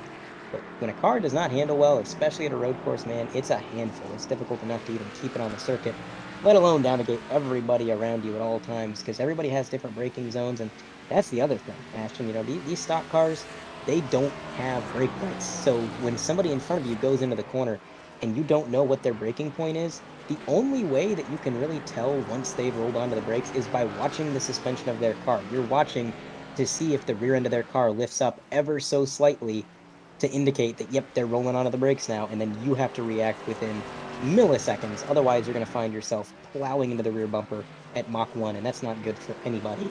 So that's just another reason that these cars are the battle between Sean O'Brien and Adam Benefield perfectly showing and demonstrating what you're talking about there, Andre, and how they just got to be careful, especially when they're running this close behind each other, nose to tail almost. It's just, like we said previously, it's all about anticipation and just, you got to expect these things. You just got to assume that the driver in front of you is not going to brake where you think he's going to brake at. You just got to be prepared. And that, I mean, that's all you can do. Sometimes that still isn't enough, and you just don't have enough time to stop these heavy cars from running into the back of each other. But as you can see, we've got some masterful drivers here in this league. Can't talk too much about the talent of all the drivers at 100% Cup Series and just the masterful. Oh my goodness! As we see Sean O'Brien save it there, not before he takes out two of the pit cone family. We'll be sure to send him a card and flower after that. What a save! Assume third. That was definitely a masterful save that could have gone wrong for both those drivers. Speaking of saves, I've noticed Robert Miller getting dangerously close to pulling the same move that cost Cody Bird almost the front end of his car in the hairpin. It was as he's about to lap Cody Bird coming out of the carousel. Cody Bird going to move over for him. I can't help but think as Benefield goes off the course again, was that car just not handling as well as it was earlier in the run. Yeah, that's a shame. That's the second time Benefield has gotten up through the grid and then made a mistake. And Of course, the one time he got up through the grid, it wasn't his mistake. It was the rear bumper of another car kind of deciding his fate there. But that right there was just a bit of an overdrive. It's very easy to do, like I said. The difference between making a corner and not making a corner at a track like Sonoma is really just a matter of feet. Braking a little bit too soon, a little bit too late. But you're right, Ashton. You make a good point. I just watched the number 10 make his way through the hairpin, and he was cutting it really close to those tires. And if that right front were to lock up on him like it has in the past in these sharp braking zones, if it were to lock up on him, that's what happened to Cody Bird earlier. If he were to just be over just a couple more inches, or if he were to have an issue with netcode, knock on wood, because we've had it happen in the past, and we haven't had any issues with it tonight, but that could be a race ender for our leader, and you gotta hope, and just hold your breath here for Robert Miller, because he's had issues in the closing laps in stage 3, and you gotta hope that maybe everything just falls into place tonight for him. It's an interesting line, because it's definitely the fastest way to get through that hairpin. The tighter you can cut it, the faster you're going to get through it. You're taking the shorter route. But he's got such a lead. He's out 4.3 seconds over Bryson. I don't know why he's being so aggressive, because it seems to me like an unnecessary risk. But I guess when you got the confidence, if I were him, I would try to swing it wide and kind of just diamond it there, or kind of swing just a wide arc in there, hit the apex and exit out wide. Ryan Samuelson off the track there. Sorry to cut you off, but number 16 spun out of the carousel. Seems to be a trouble spot for a lot of drivers. That's maybe cost him a few positions there. I'm not exactly sure if he got past. I kind of caught the tail end of that, but looks like he's in a position there. But going back to Robert Miller, I think maybe just that line that he's taken, where he's getting really close to that tire barrier. As the kids say, I think he might just be flexing on everybody. He doesn't need to cut it that close. He doesn't need to be that aggressive. But he's doing it anyways. So it seems to be working out for him, though, because he is continuing to extend his lead. And now the battle between Benefiel and Sean O'Brien Jr., that is re-emerging as the 83 has finally made his way back up to the 65. And if it's anything like before, this is going to be quite a show. Also, one thing to note, we should be, if I'm thinking about this correctly here, quickly approaching a pit sequence. I would say for the drivers that want to split it roughly in half, lap 60 is going to be where they want to come down, or 65, I should say, ish. And right now we're approaching lap 60 once the leader takes the stripe next time. So within a few laps, we're probably going to see some drivers make their way down pit road, and that's going to be something to pay attention to. On your screen right there, there is Cody Bird in that number 13 Youngling machine. He's about to concede a position to Damaris. He just came across the radio and said, I'm going to go wide, go ahead and take it. But say lap 70 at the most if they want to split it, but can't help but wonder if maybe Robert Miller's strategy, being the dominant car here, if he stays out while everybody else pits and then pits really late into this run and just maintains that lead. We saw Bryson, with a 40-second lead on the driver in third, hit from second in stage 1, and he still was able to maintain a 10-second lead on third place on exit of pit road. So I don't think at this point Robert Miller, if he just drove out there and then pitted, if he would lose the lead there. Yeah, we're definitely going to have to wait and see, as Benefiel has made the overtake on Sean O'Brien once again. So that's going to put him back up into third, which I believe is the highest up the board he's been tonight. I don't think he's got into second quite yet, but he has quite a gap to the next car. So Robert Miller has a 5-second lead over Bryson Hixenbaugh, and Bryson has about a 14-second lead, or I'm sorry, a 24-second lead over Adam Benefiel. So that is quite a gap, and I think Benefiel is going to have to rely on either Bryson to maybe overdrive and make a mistake, or potentially maybe get a caution. But again, I don't think they're going to really rely on those cautions, Ashton, because we've seen a lot of single-car incidents, a lot of two-car incidents, and the track has stayed green, which is kind of the beauty of these road courses. It's it's a blessing and a curse. You know, for these drivers, it's nice not to have cautions bogging down the action. It's nice to not get ripped out of the rhythm, so to say, and have to restart so many times. But at the same time, bit of a curse, because when you don't have those cautions to stack the field back up, if you do happen to make a mistake, that is going to be very, very costly and a lot more difficult to overcome than if you did have cautions. Brian Branham with the number 74 is making his way down pit road, and it seems like this sequence is officially underway, Ashton.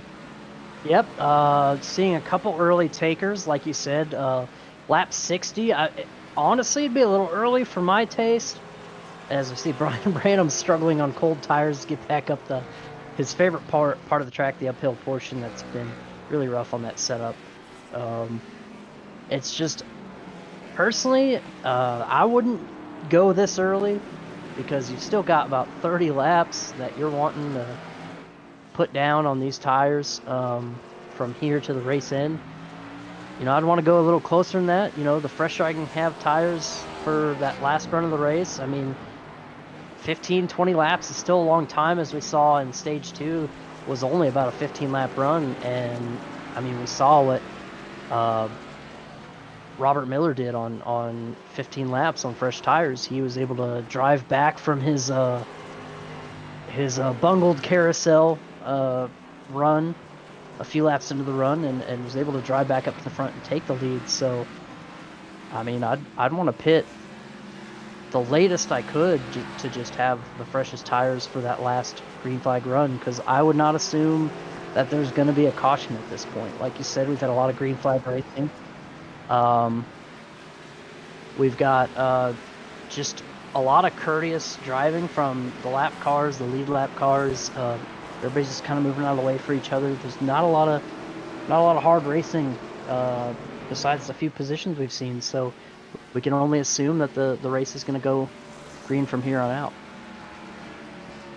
Yeah, I would have to agree with that for sure. Like I said, you can't really rely on those cautions, and with it being green from here on out, that's got to play into some of these drivers' Jason Taylor calls. Exiting pit road right next to Bryson Hicksonbaugh. And that's going to be kind of a... Whoa! The 74 off track again. So I was following along with Brian Branham there ever since he got out of the pits. And he got a four-wheel slide right off the track, and he was able to actually slide right back onto the track. Gathered it up really quickly, so that was quite impressive. But Bryson Hicksonbaugh on your screen right there running second. Jason S. Taylor right behind him. The timing and scoring says that he's a lap down. He is the next victim to fall to the clutches of the leaders, and he's kind of been methodically working their way through the field. That would put Jason Taylor in the I guess at this point we'll call it the theoretical lucky dog position, because I'm not sure the lucky dog is real at road courses anymore. But Brian Branham is going to be the last car on the lead lap now after pitting. I tell you what, that lucky dog, he's probably trying to find the nearest shade because he's hot. Yeah, I wouldn't want to be a dog running around in this heat. Not at all. Especially when you look around and you see there's really not much shade anywhere on this premises. No trees. I guess there's under the grandstands, but of course that's just where all the spilled beer and half-eaten food is. I wouldn't really want to chill there either. But I guess we're in wine country, so it'd be spilled wine. I can't imagine too many people in the grandstands are drinking wine. But speaking of dog running in the heat, our leader Robert Miller out to a 6-second lead now, and he is he is a very sweaty leader, I'm sure. He told everybody that he has no fans on in that car, so it'll. I would hope he doesn't drown in the cockpit there before this race is over, or Bryson might have a chance. But he is 7.2 seconds now ahead of Bryson, so really pulling away now on these on this long run. Yeah, he is really pulling away. And that's interesting to note, Ashton, because remember in stage 1, it was Bryson who came to life at the end of this stage. And, you know, once the tires started to come to life, and it was about this point, it was actually before this point in stage 1, because stage 1 was only 20 laps, that Bryson's lap times had started to drop lower than the leader. So he was lapping faster than the leader. and he really seemed to like those old tires. Now, it could be that the track temp is different and Bryson's setup just isn't liking it. As you can see, for the last 5 laps consecutively, the advantage has gone to Miller, with Hixenbaugh losing tenths at a time. Or it could be maybe he made some changes to try to get a little bit more short run speed for whatever reason. Excuse me. And it's just not working out for him. Maybe he made some changes to try to get more long run speed and just went the wrong way. That is another possibility as well. It's very easy to make a setup change. You come down pit road, you think, yep, this is going to be the ticket. This is going to make my car feel fantastic. And then you get out there and you make a few laps and you think, well, shoot, I went the wrong way. Very easy to do, and it seems like Bryson. It definitely was a good short run change. We saw Bryson kept him about 3/10 length for quite a few laps, almost probably I'd say 10 laps, and then just, yeah, like you said, maybe those changes were just short term and it really fell off here. Whatever the case, Bryson just not able to find the same speed at, I would say, the lower half of the track, but you got to think, I'm watching their lines in the hairpins, and Robert is still running that super dangerous line, but you're watching Bryson do, like we said, and just kind of arc it in there, and he is keeping his distance from the barriers. So I gotta say, man, Robert is super confident, but we saw how before that confidence he ended up losing some big time. It wouldn't take much for him to just kind of swing into that barrier, and that would put an end to an otherwise fantastically dominant night. Yeah, that would be an unfortunate end, but we're going to just assume that that's not going to happen because Robert Miller has been so wildly consistent tonight, as now he is making his way around a lapped car, and oh my goodness, that lapped car didn't quite make out the number. I believe it was the number 12, Devin Medeiros. Medeiros. He locked it up going into that hairpin, trying to be courteous. He was actually trying to give the position to the leader. So he got on the brakes, locked it up, and just avoided that outside tire barrier that's at the end of pit road.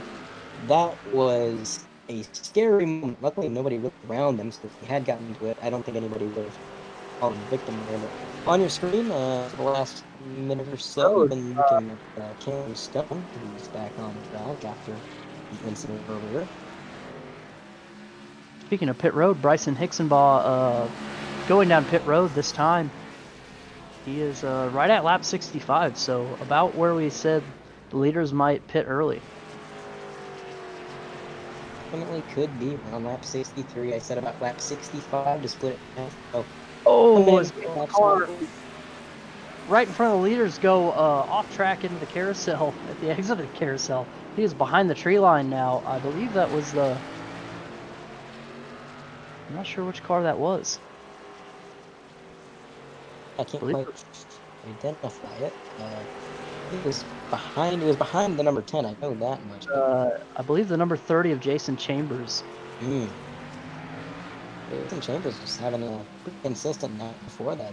He's one of the few cars we haven't really seen sliding around or finding his way off track. But just that, all good things must come to an end, and he found his way off the track there momentarily.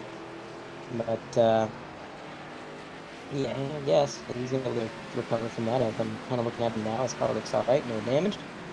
Well, a little bit of damage, but that was there before, so, you know, no need to worry about that. Right now, nothing really changing out front. The number 10 still... actually, no, the number 10 has come down pit road, so that is your leader, making his way to his pit stall. He's going to get that car serviced, Ashton. Yep, and I can only imagine he's probably going to go with four tires here and fuel, as Bryson coming up on the hairpin now, so it'll be interesting to see if he maintains that lead or if Bryson takes it away here on the fresh tires. But he is down and away, so see now he's exiting the road. Bryson passing the line, so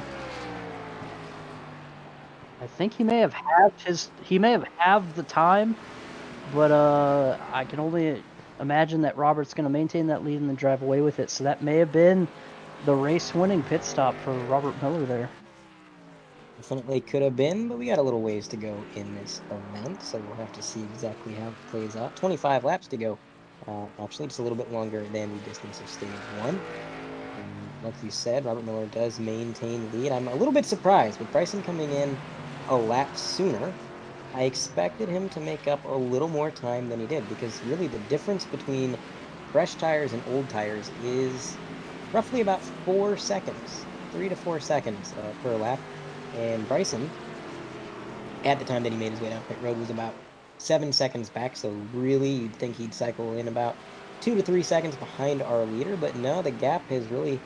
We'll have the exact time in scoring once they cross the line. But just eyeballing it and looking at the visual aspect, looks like the gap really has not changed at all as Bryson's making his way towards the center of this straight, the winding back straight, which is a, yes, kind of counterintuitive thing to say, winding back straight. But here comes the number 10 into the hairpin, and Bryson a little ways behind. Let's see what this timing and scoring is. How much did he gain?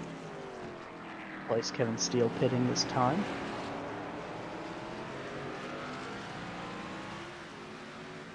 This will tell us how much of a uphill battle, so to speak, Bryson may have on his hands here. 3.7 seconds, so he did have it, but I don't know, unless this lap traffic really holds up Robert Miller here, or he missteps.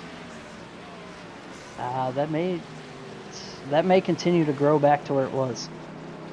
Yeah, it definitely might. I mean, Robert Miller has been kind of unshakable all night long. He's just been out front and just dominating. And even when he fell behind Bryson and Bryson got ahead on strategy, he closed that gap up not once but twice, immediately got around the 63 the second time. And ever since then, he has not looked back. And that has been some time since it happened. So Robert Miller, definitely a dominant car tonight. And Bryson, very fast, very good run for Bryson tonight, but just a hair off his Nexus teammate. Not quite able to find that speed that number 10 has found. And you got to think the number 10, Robert Miller, is probably pretty excited about this run. And he is definitely just having these laps wind down. He's not looking at the lap counter. He's just hitting his marks. And this could be the breakout night for Robert Miller, who really, when you look at it realistically, Ashton, this is a driver who could have had 2 to 3 wins this season. 2 races that he dominated, and something happened, be it the tire limits and not allowing him to get tires at the very end, or a wreck taking him out late. He just had that misfortune. Now he's had a near flawless race with only a few minor mistakes along the way that set him back a little bit. But right now, on lap 68 out of 90, it has been nothing but clear sailing for our leader, Robert Miller. Something I want to point out is he's just showing quite a masterful amount of skill and knowledge at a lot of different track types. We saw he was really dominant at Dover, a place like Darlington, a couple mile and a halves, and now even at a road course. So we're just seeing that he has a good overall balance at all these tracks, and he's good at any track type. So you can't count him out and say, oh well, we're going to road course this week, Robert's not going to be driving away with it, because here he is at a road course driving away with it. And it's just like where you can't slow him down at any given track, so you've just got to put in the same amount of time that he has. I mean, we can only imagine that these Nexus drivers like Bryson and Robert are at the top of the field week in and week out, because they put in a lot of time into these setups, a lot of time into their practicing. They have a really good handle on these tracks. They know what they're coming into. They're not phased by any of the turns, any of the tricky corners of the track, that as you see them just masterfully make it through some of the harder parts of Sonoma here. It really sets them apart. It just shows the dedication that a lot of these drivers in the 100% Cup Series have, whether it be the guys on Adam Benefield's team, at Team Conti, these Nexus drivers that are racing up near the front on their respective teams. You've got Apex, all these drivers just really showing the talent that's in the field. And it'll be interesting to see who has anything come playoffs time for Robert Miller should he win the race tonight. I believe that will be his first win, and it locks him in, correct? Yes, sir. That will be win number 1, and that will lock him into the playoffs. He will join, I believe, 4 other drivers. Adams won races, Bryson's won races, Jonathan Delaney has won races, and Kevin Steele has won the Daytona 500 this year. So that's 4 drivers right there, unless there's somebody that I'm forgetting. I believe those are our current winners. So Robert Miller joining a very coveted club should he win tonight, and being among the few to be locked in. I'm sure Bryson, as comfortable as we said he was for the playoffs, I don't think he wants to see Robert Miller win just yet, because it's not a matter of if, it's a matter of when at this point. And I think he'd want to, if he had anything to say about tonight, 5 seconds back from the leader currently, he would want to not see Robert win tonight and lock in this early. I would have to agree with that for sure. Whoa, the number 10 getting a little loose going up the hill there into the grass a little bit. That was a close call for the leader.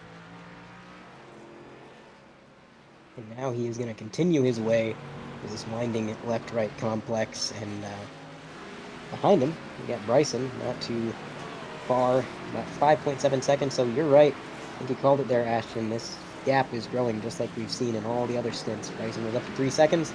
Now he is down to 5. As we get to lap 70 of this race, we're in the closing laps with only about 20 or so to go. And how about Kevin Steele there in the top 5 in that wonderful looking purple Henry's hard soda car. Yeah, Kevin Steele is a driver we haven't mentioned much this race, but he is up there running in 5th. He's been slowly kind of overtaking the competition little by little. He was running just outside the top 10 earlier, last time we checked on him. All the way up into the top 5 ahead of Ryan Samuelson. He's got about a 12-second gap to Samuelson, so he's pretty comfortable in that top 5, although he will be at risk of going a lap down before the end of this race if everything plays out the way it is. Kevin Steele last time around ran about a 1-minute 40-second lap, and our leader, Robert Miller, ran about a 1:37. So 3 seconds off pace, give or take, and about 30 seconds away from being lapped. It's about 10 laps doing quick maths before he is put a lap down. So there's not going to be too many cars left in the lead lap running by the time this is done here, Ashton. So we have only 8 cars in the lead lap. I believe Jason S. Taylor is the last car in the lead lap. And he is not very far ahead of the leaders as it stands. A lot of variation and gaps between the lap times between everybody, and of course it's caused quite a bit of separation. And in addition to just how tough this track has been, a lot of drivers falling back not due to their lap times, but just due to little mistakes, sliding off the track, having to gather it up, having to maybe spin back around and get stuck on an embankment like we saw with Cam earlier. Obviously all things you want to avoid at a track like this, or any track really. I would say going up on an embankment at any track is generally not a good day, but that's not what we're too worried about in terms of our leaders, because they've been having pretty solid days. Robert Miller extending his lead by about another 6/10 last time around, and looking to extend it by even more this time. And tell you what, as we have roughly 20 laps to go in this event, how about we throw it to one last Shano FX Overdrive for the sights and sounds of wine country at Sonoma.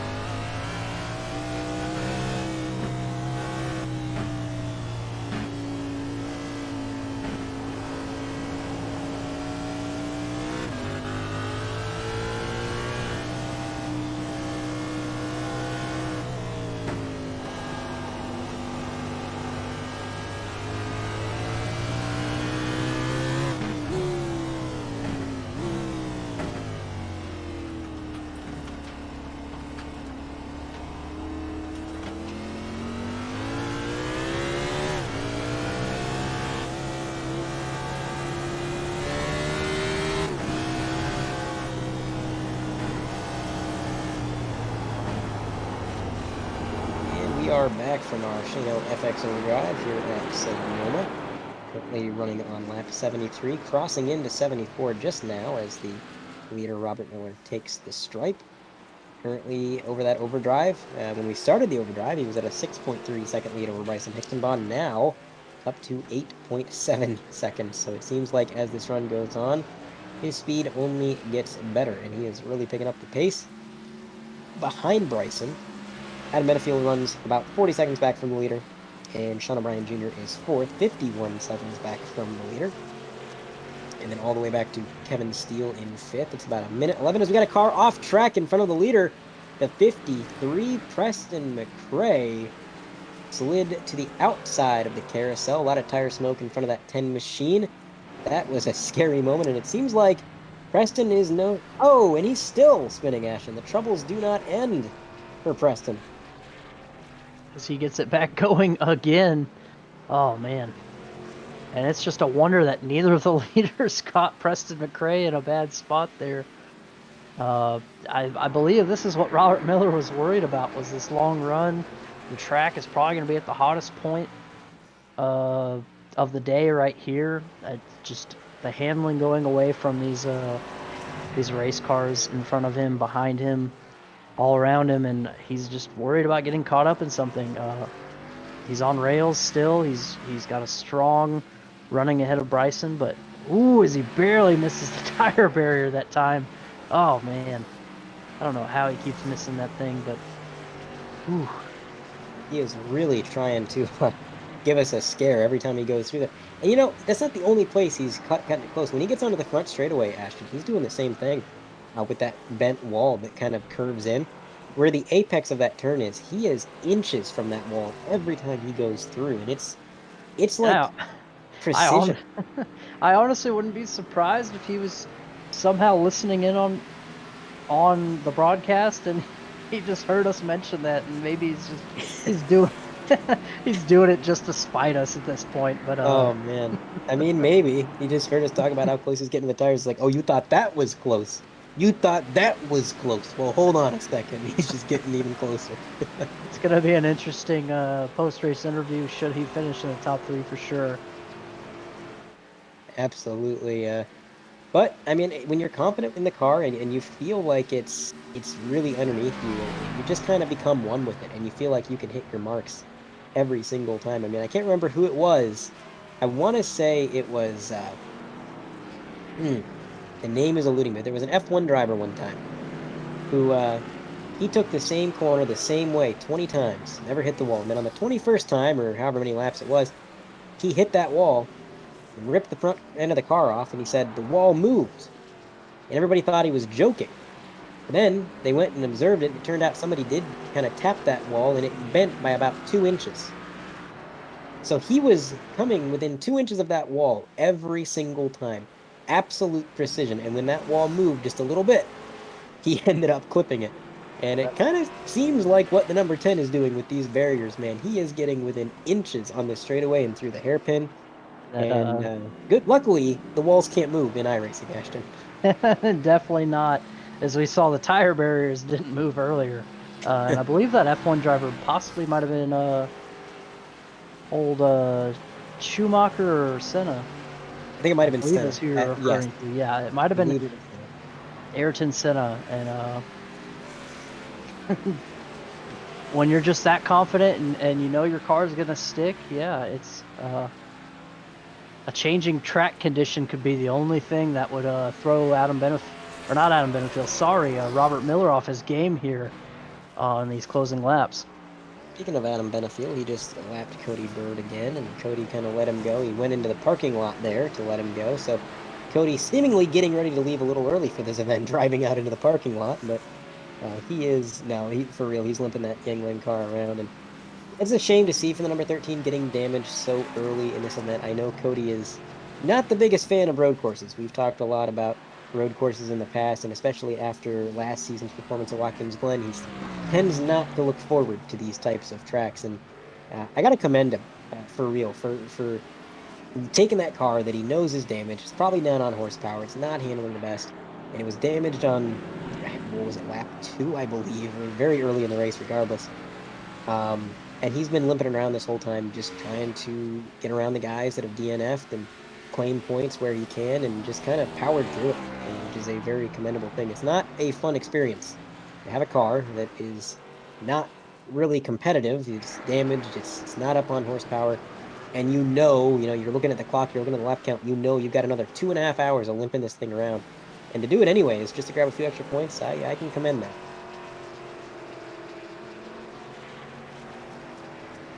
Looks like the number 10, Robert Miller, working his way through the right-hander is on your screen. That is Kevin Steele, kind of battling it out with some lap traffic. The number 38, Brandon Pierce. Those two have kind of been together as they work their way through the double right-hander onto this winding back stretch. Looks like Kevin Steele just a little bit quicker through this portion of the track, and of course Kevin is still running in 5th, although Samuelson in 6th is actually slowly starting to close the gap, I believe.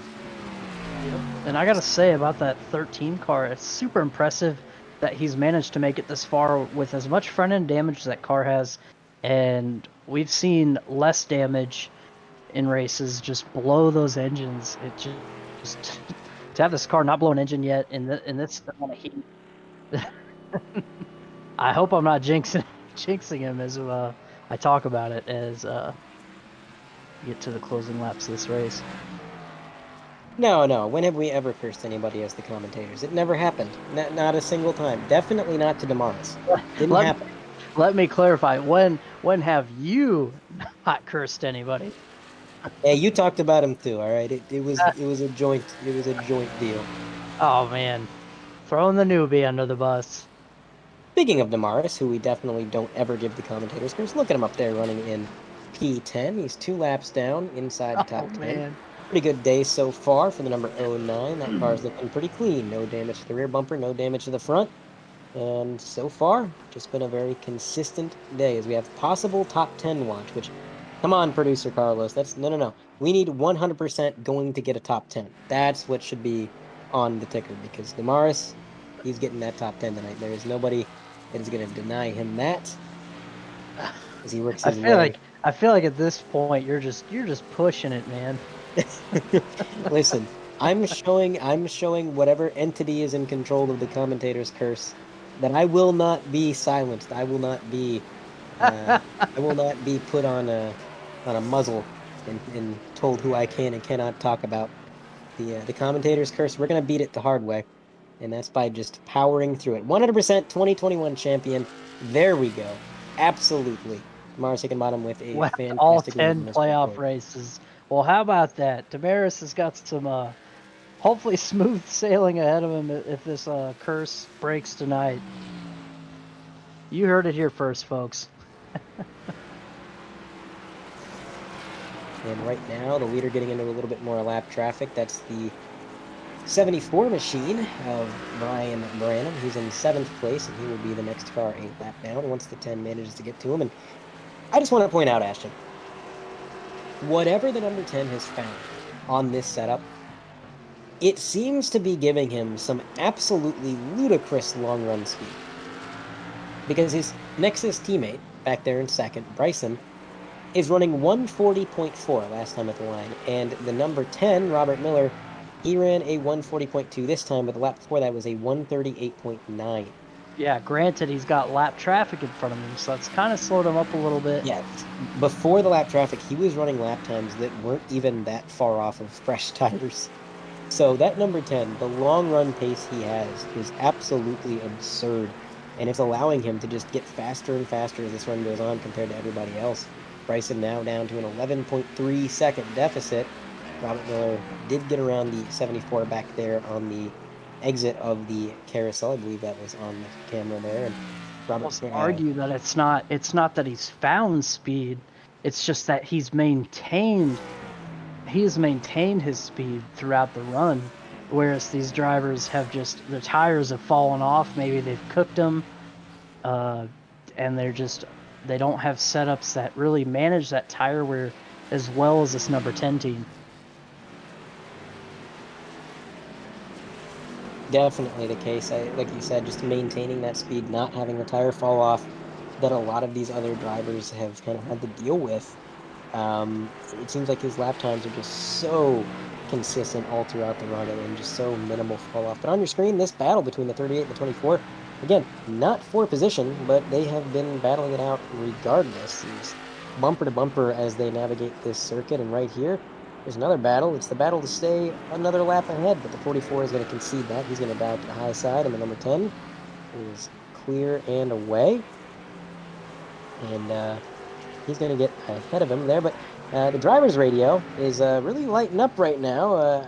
Hearing some, we'll call it playful banter over the driver's radio, and I guess that's to be expected. You got to have some fun after 78 laps of a road course in these more than likely 130-degree cockpits of these stock cars. You got to have a little fun, but yeah, that's going to put, with the 74 going a lap down, that's going to put Samuelson, the next car, in line, and he is not far from going a lap down. You can see right there, the leader's in the middle of the screen, and Samuelson is right at the bottom. There he goes through the double right-hander, and he is just one by one picking off this lap traffic, putting another driver a lap down, seemingly every lap.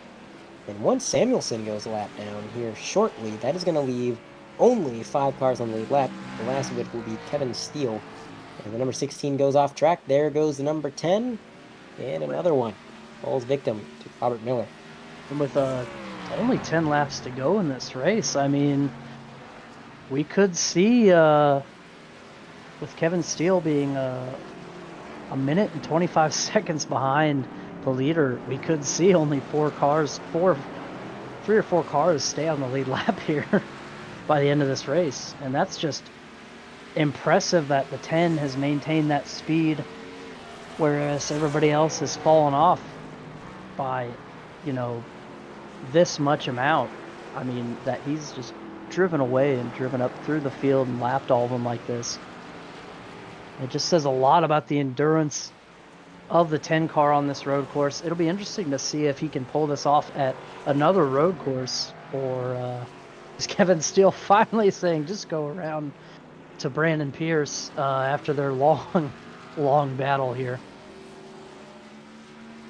They did battle for quite some time there, and I'm trying to take a look at the timing of the scoring. Looks like if everything stays the way it is, Kevin Steele will be in danger of going a lap down right at the end of this event. He's about minute 25, so he's roughly 20 seconds or so, a little under 20 seconds from going another lap down here, or 1 lap down. And he is currently running about 7/10 off of the leader, as we are at, we are at 10 to go. So he's going to be really close to going a lap down at the end of this thing, but I think he may be able to hang on to it. Actually, Robert Miller's lap times towards these last few laps have dropped. He ran a 141.4 last time by, and really, it was only a few laps ago he was running 139s and 140s, so it seems like that fall-off is hitting very severely. Hitting's not a word, by the way.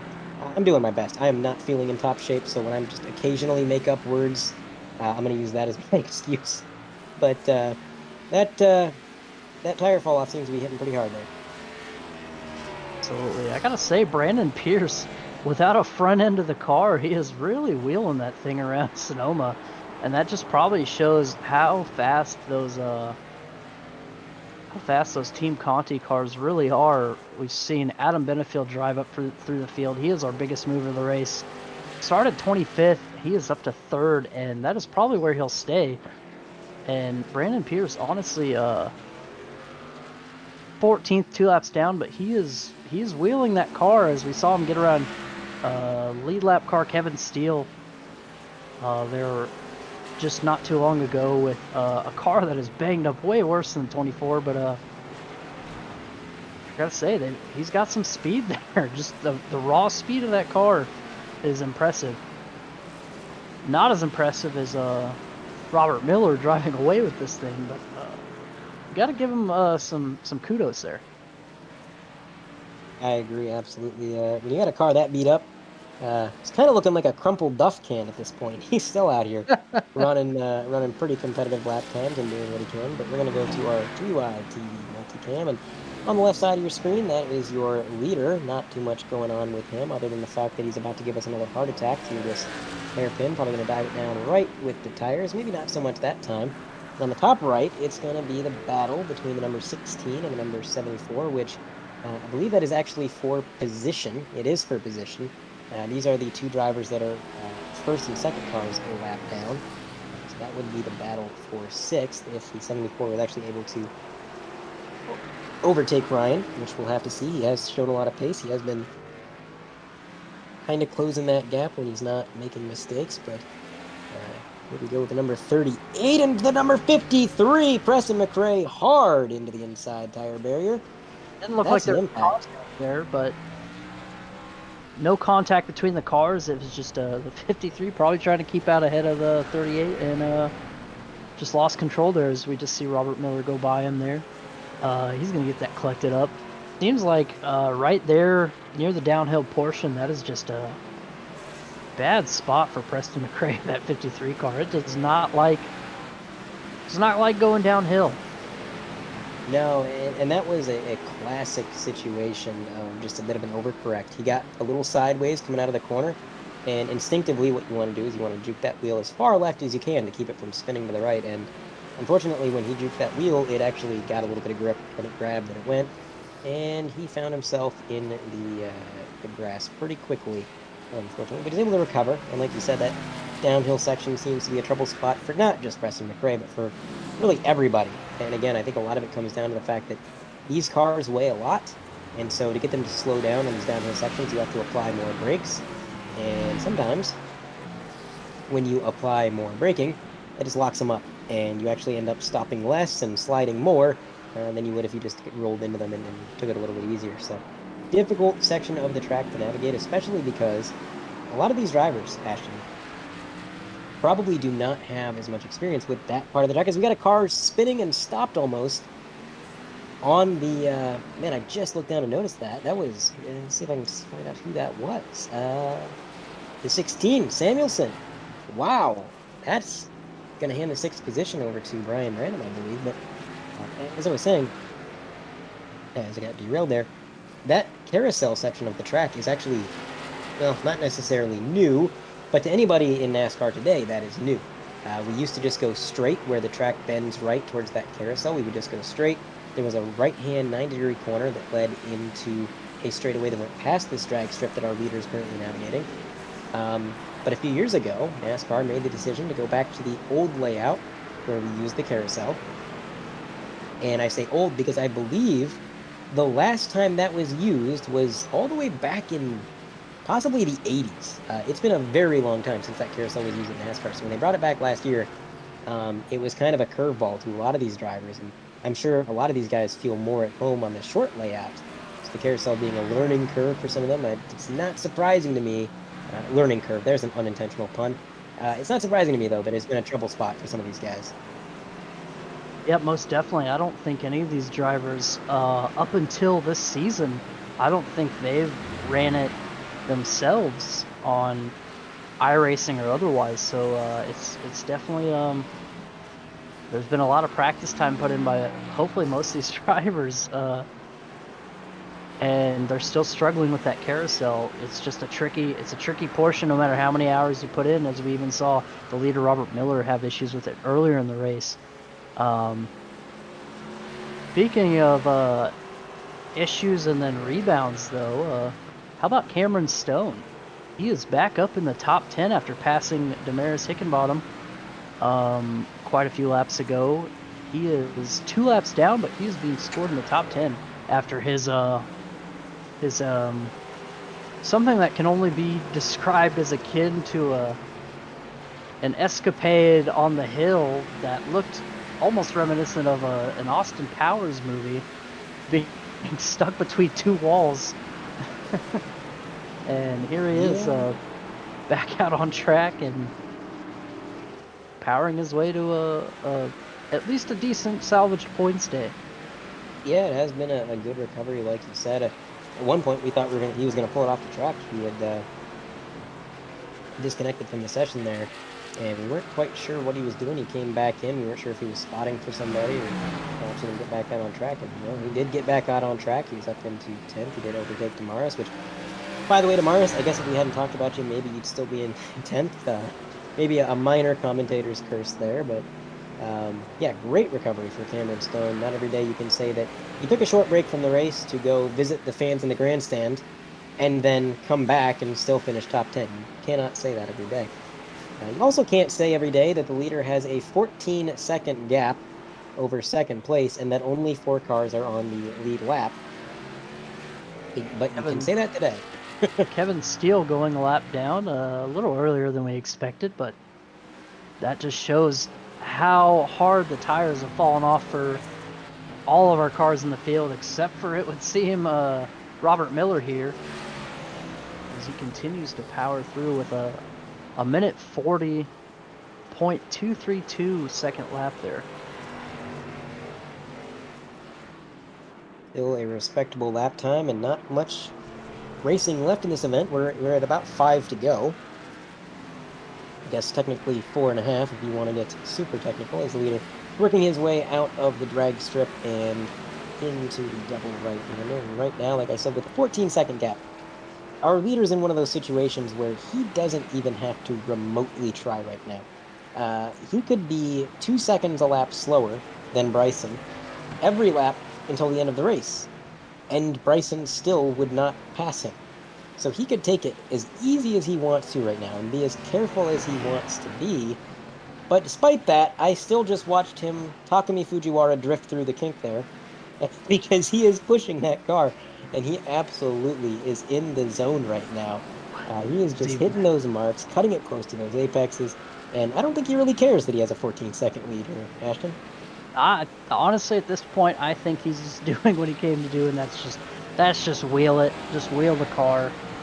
We've seen a masterful drive by him. I think he's led all but exactly 10 laps of this race, so just amazing to see him out there just wheeling around this track, just dominating at a track that is really a driver's track. I know we say that about a lot of the road courses. COTA was definitely one of the biggest challenges that we're ever going to see in a NASCAR series. But Sonoma is just a beast of its own, and a lot of people say you could be a road course king, but you're not really a road course king until you've mastered Sonoma. So I think Robert Miller is getting ready to check this one off his list and make his bid for road course king at the next couple. I can't help but think he's going to be the favorite going into our next road course. It'll be coming up in a few weeks, pretty soon, I believe. It's I think July 4th weekend. I believe you are correct. It's going to be the Indy Road Course, if I recall. And that is going to be quite the show for everybody, because you know how we mentioned the carousel is kind of an unknown and a kind of a new thing for a lot of these drivers? Well, the Indy Road Course is going to be entirely new to everybody, because pretty much none of these guys really have any experience on the Indy Road Course. A lot of these guys, when it comes to iRacing and racing simulators, they are mostly focused on NASCAR and stock cars. They don't do a whole lot of road. Some of these guys do, but for the most part, these guys stick to NASCAR. And NASCAR only is only going to go to the road course as of this year at Indy. So that is going to be something as these drivers learn that track.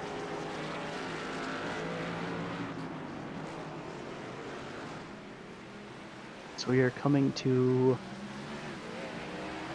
3 to go here. We are on 3 to go.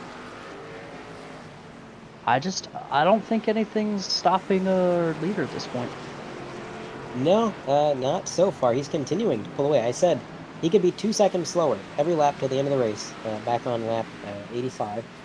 And he's been like 2 seconds faster than Bryson every single lap. He actually just ran a 1:39.9. And with the amount of tire wear that he has, the fact that he is still in the 1:39 range is just absolutely insane. Especially when you look back at Bryson Hixenbaugh, second place, running a 1:40.3 last time by. So absolutely incredible drive by Robert Miller. And like I said, he's not taking it easy. He does not care that he's got a lot of lead. And a lot of that is just hitting your marks every lap, staying consistent. And I mean, he's just got a setup that obviously isn't. It's not hard on the front splitter. It's not It's not hard on that steering column like we heard Christopher Fowler talk about with his car. It's just an easy handling race car. We didn't hear too much stress from Robert Miller early in the race. He's super confident because the car feels fantastic. As we get to 2 to go here, and we go through the uphill portion, the next to last time. We are on our penultimate lap as Robert Miller has a 19-second lead now. So another lap where he was 2 seconds faster than Bryson. He could be, well, roughly 10 seconds slower from now until the end of the race and still win, theoretically. But if we've seen anything out of Robert Miller, if we've learned anything from Robert Miller, it's that Robert Miller does not take it easy. He does not slow down. He is going to continue to wheel that thing right until the very end, which is approaching very quickly. He's now closing in on the number 38. He's going to put him, that would be 3 laps down for Brandon Pierce now. So number 10 arcs it into that second right-hander and that double turn. And on the back straightaway, nothing to challenge him from behind. Nobody to try and rain on his parade at the moment. And scanning through the field, a lot of separation between everybody that I can see. So not too much of a risk of any pile-ups or incidents that he may be able to be involved in. So as he is headed towards the hairpin, this time he's going to take that white flag, and it should just be smooth sailing for Robert Miller. So he goes to the hairpin here. He's got Brandon Pierce right on his bumper. We've seen a lot of speed out of the 38 car. I'd be worried about him deciding, oh, maybe I want to race for my lap back. I'd rather be 2 laps down, not 3. But there it is. There is the white flag. The R Publix Chicken Tender subs on sale.com. White flag of the race. And yes, the Publix Chicken Tenders are on sale, as we have said a few times tonight. So again, sounds interesting to you, then go ahead and head down to your local Publix. Try to get one of those chicken tender subs, see what you think. In fact, anybody in the chat, if you ever had one, let us know. What do you think of them? Robert Miller headed down towards the carousel, and one more time he's got to navigate this tricky turn. If he can do it right this time, then he pretty much has nothing to worry about for the remainder of this lap. There he goes, right down the inside onto the drag strip. And again, just a whole lot of separation between the field. It has just been the Robert Miller show all day long. Phenomenal lap times, phenomenal consistency out of Robert Miller in that number 10. And again, this has been the breakout performance that he needed. This is the race that he was hoping to have. After all of the struggles and the bad luck that he has had, he has needed a run like this to kind of show, yes, I'm not just fast, but I can also close the deal. I can bring it home. I can be the driver that's going to dominate a race, lead the majority of laps, and get that checkered flag at the end of the day, because that is what he did today. And as he works his way through the hairpin for the final time of the Sears Point 350, hashtag maybe cap, it's going to be Robert Miller taking the win here at Sonoma. As he wiggles the car across the line, a little bit of showboating from our winner there. Bryson quick on the radio to congratulate Robert on just a masterful drive by this number 10 team. And Robert Miller, I gotta say, leading 80 out of 90 laps. I mean, I didn't want to say he was a clear winner, but I mean, he really made a statement here tonight. And this is what he's been shooting for every week so far, and finally gets it done. I'm sure that's a big sigh of relief.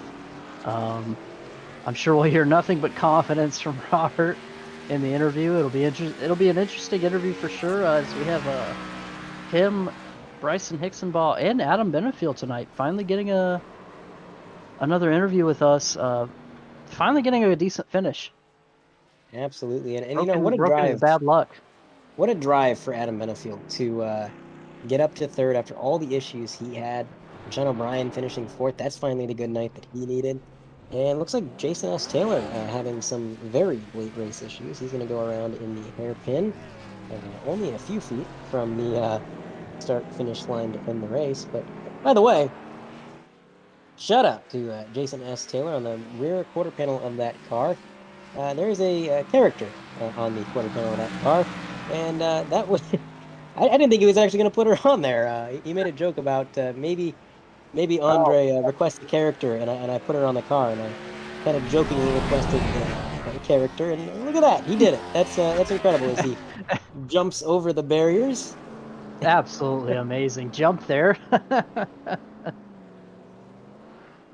All Yep. right, looks like everybody has pretty much got their stripe crossed. They're done with the race. Robert Miller's gonna burn it down to the ground in the parking lot, or maybe he'll just park it. I mean, it is a parking lot after all. And a final running order. Let's go ahead and go over our final finishing positions for everybody. Robert Miller obviously taking the win in commanding fashion. 19 seconds to the next car behind, and that car was Bryson Hicksonbaugh in P2 in that number 63 machine. Adam Benefiel P3 after an eventful roller coaster of a night, managing to salvage a podium. Sean O'Brien Jr. in the number 65, managing to scrounge a top 5 as well. Kevin Steele finishing 5th, 1 lap down. Brian Branham, after all the trouble he had driving a car that looked more like a crushed beer can than a stock car, somehow ekes out a top 6. Ryan Samuelson in 7th. Jason S. Taylor in what is now my favorite paint scheme in the field, by the way. He's going to bring it home 8th. Cameron Stone 9th after paying a short visit to the fans in the grandstands at one point, coming all the way back up to 9th. Randy Drumhiller, what I believe is third top 10 of the season, the number 44 machine. Damaris Hickenbottom just missing out on that top 10 there in 11th. Brandon Pierce 12th. Behind him, you've got Devin Medeiros, Jason Chambers, Cody Bird 15th after early damage. Chandler Hayden 16th, Preston McRae 17th, and then back a little bit further back, you have the drivers that were unable to finish the event. They DNF for one reason or another. Christopher Fowler, with his steering issues, is going to finish 47 laps down in 18th. Kyle Ammon, Chad Edwards, Mason Lowry, Tyler Pinsino, Joshua Slade, Dalton Mobley, and we're not going to forget him. Ryan Mabry is going to round out the field in 25th, 89 laps down. With that, Ashton, I think it's time we start getting into some post-race interviews. These are going to be some good interviews for sure. A lot of good questions for Robert Miller this week, and also our other drivers. Absolutely. We're going to try to find Adam Benefiel and get our third place finisher up in here if we can. Okay, I got him. Yeah, I thought I had him. Maybe I don't. Adam Benefiel, you got a copy? Yo. Adam, you had a roller coaster of a night. You went from the back of the field up to the front, back to the back. Then you got to the front again, and then Cam dumped you. And then you were further back, got back up into the podium somehow. You had to be driving the wheels off that thing with the amount of cars you passed tonight. How was it feeling? Well, Steve, I'm the best there is. It's excellent. And there's no one that can hang with my stuff. The only reason why Robert won was because I gave him a head start. And, Bryson, same way. They started in the front row. They got a head start. And, but yeah, we all know that I had the car to win. I had the fastest lap on lap 90. So, Cam, he can't drive. Someone needs to get him a phone book or something. Maybe he's too short, can't see over the steering wheel. Yeah, get him something to sit on so he can see over the wheel. Always a wonderful interview with Adam Benefiel. I gotta say, welcome back to the booth, man. For your interviews, I know you've had a couple weeks of just wrong place or right place, wrong time. Some bad luck in these races. So what's the game plan going through the summer? That's where the racing heats up, so to speak. And I know you're already locked into the playoffs, but past few races lacking a couple, playoff points that you would need for insurance going into the playoffs. So how do you manage that going forward? A lot of beer and then Pedialyte to recover.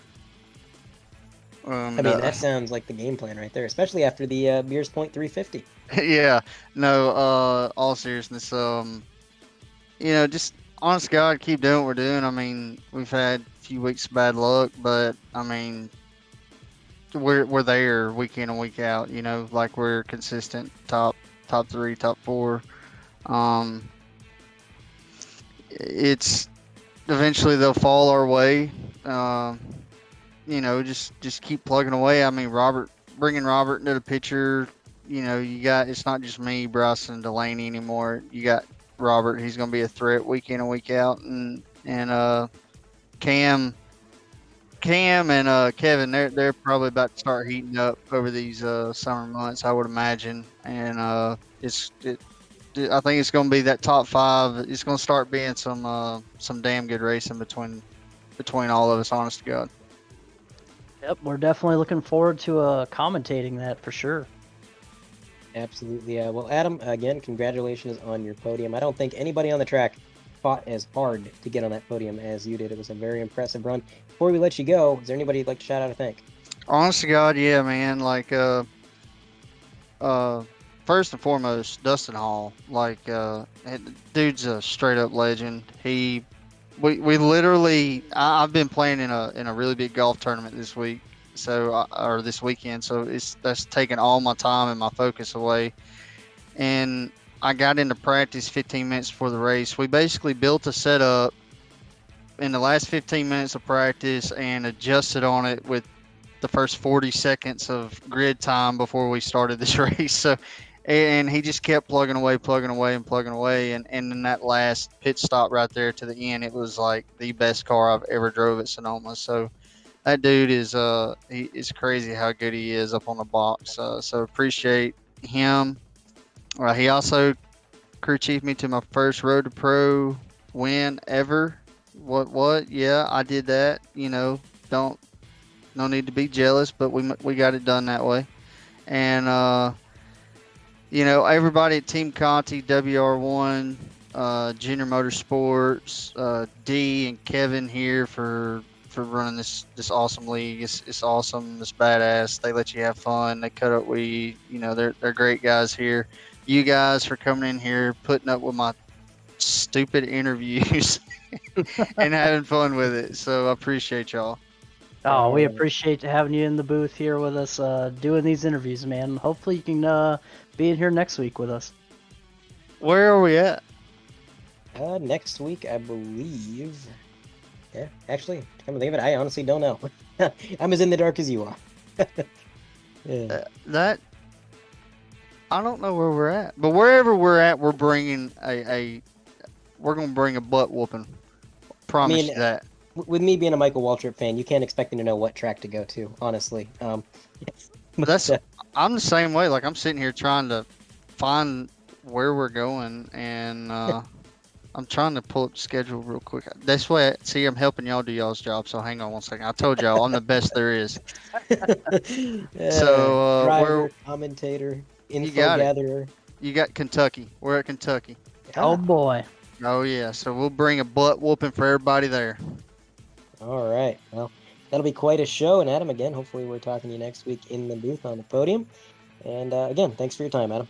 Yeah, man. Was third place finisher Adam Benefield out of the booth. We're going to bring up second place finisher Bryson Hickson-Baugh. I can get him here. Hold on. Bryson Hickson-Baugh, you got a copy? Bryson, it was a hard-fought night for you. You had a great run. You were very consistent. One of the few cars we never really saw finding their way off the track, and you had a lot of speed. There was just one car a little bit quicker. That number 10 car seemed to elude you all night, and at one point you got ahead of him on strategy, and you were able to hold that position for a while. But once he got around you, it was like he just never looked back. How was the car out there tonight? And if you could have done anything different, what would you have done? The car was great. It had a lot of short run speed to keep up with Robert. It just fell off a little bit too much. I could go 2-3 laps and keep up with him, but after that, I just couldn't get the rotation through the corners or in the runoff that he could. So I'd fall back, but I knew I could keep up with him and maybe force him into a mistake or my strategy call for the start of stage 2 to get in front of him. But it was going to be tough to hold him off. I got in front of him, and I possibly could have done that again at the start of stage 3 and hoped that he wrecked it trying to get around me. But I don't think that he done that. After he got around me, he would have known that he doesn't need to push it too hard. Yeah, definitely an interesting strategy there at the end of stage 1. It definitely let you control the race at the start of stage 2 for most of the run. I gotta say, now that Robert Miller has locked into the playoffs, and he is definitely a strong contender and being your Nexus teammate, how does that change the playoff picture for you guys at the 63 team? Or does it, does that change how you go about things now, knowing that he's there and he's locked in this early? Yeah, it's definitely a newcomer. He's going to be a challenger for the final 4 spot. I think we got like 5, maybe 6 guys that can really challenge for it. So not all of us can make it. So somebody's going to have to be left out there, and it's going to be getting through those rounds, not having any bad rounds early, so you get knocked out, and then hopefully not getting wrecked in round of 8. Absolutely. For sure. Now, Bryson, we're going to Kentucky next week. We know that because Adam Benefield looked it up for us. We actually weren't sure where we were going next week, but going into another 1.5 miles next week, kind of a unique one, a very interesting sort of progressive banking in turns 1 and 2, and kind of a flat 3 and 4. How are you feeling about that track next week? Well, unfortunately, I have to tell you that Adam doesn't know what he's talking about. Well, that's not a surprise to anybody here, I don't think. Next week, our All-Star race at Texas. Ah, okay. Well, how you feeling about Texas? Nobody tell Adam. Yeah, don't tell Adam. Let him go to Kentucky. He'll load up. We'll put the car in the hauler, give him a map to Kentucky, and everybody else goes to Texas. Yeah, it's going to be interesting. We don't quite know the format yet or what's going to be going on with it, but maybe some package changes, maybe some different stage lengths and stuff like that for interesting short run racing. I'm not a big fan of Texas, although I have won the only 2 races that this league has run on it, but I'm not sure that's going to last very much longer. Interesting. Well, I guess that's about all the questions I have. Again, it was a dominant, really run. It was just that one car that seemed to elude you. Fantastic run tonight. Before we let you go, is there anybody you'd like to shout out or thank? Yep. Shout out to my teammate Cody Bird for surviving to the end of the race. He managed to hang in there for 15th with not a very happy race for him, but he managed to hang on for it. Shout out to my sponsor this week. We had a fun themed week with Sears Point. Everybody running beer schemes. I'm running Lowbrow Beer from Futurama, the TV show. I thought that's what it was. I love it. Yeah, I had to rep them. Didn't have an EA beer sponsor. Shocking. Yeah, you'd think. Well, that would have been the time for the Lawless Root Beer paint scheme, but obviously not an actual beer. But anyways, continue if you have any. That's about it. But No, all right. we will be showing Lawless Root Beer later in the year. All right. I love that scheme. I am looking forward to that for sure. Again, Bryson, congratulations on 2nd place, and thank you for your time. Yes, for broadcasting. And that was Bryson Hicksonbaugh out of the booth. Now it's time to have a word with our race winner. Last but not least, and definitely not the man of the hour for sure. Robert Miller, you got a copy? Gotcha. Robert, I don't even know what to say, man. There's parts in that race, especially towards the end, I said, Robert's got such a lead out there. He could be 2 seconds a lap slower than Bryson for the rest of this race, and he would still win. And then you went out there and you turned laps that were 2 seconds faster than Bryson. Your car was on rails, man. How fun was this race for you? It was a blast. I mean, I'm surprised as you are as the pace I had, to be honest. I have some fantastic teachers in Tucker Manor and Eddie Kerner and showing me how to get around this place. They picked my game up immensely the last couple of days prepping for this race. I was like, I want to win this race. I want to get good at it. I want to get good at road courses. I've been terrible at them, and I think this helps solidify that. It makes me a lot more confident. That's for sure. This win was a long time coming. Absolutely, and you said it. You've been a contender, a threat for the win, week in and week out, for the last really few weeks, and it seems like a couple times that win just kind of slipped through your fingers through circumstances beyond your control. And it's always frustrating when that happens, but you didn't let it get you down. You kept your head up. You kept that momentum, and you finally got that win tonight. You're locked into the playoffs. How big of a relief was that? It's great. Hopefully I can qualify with enough races. It's my work schedule. It's all over the place, but we'll see. It's great to know that I'm locked in if I can manage to do it. Almost lost it here today, though, coming at the stake stage. That's almost oopsie moment. I really had to take a few laps to kind of calm down and get back to work, and it looks like I finally calmed down enough to make it work, I guess. Yep, you definitely managed that really well there and got back online and salvaged what could have been a race ender. It was for a lot of people, but not you. Congratulations on the win again. You're locked in to the playoffs.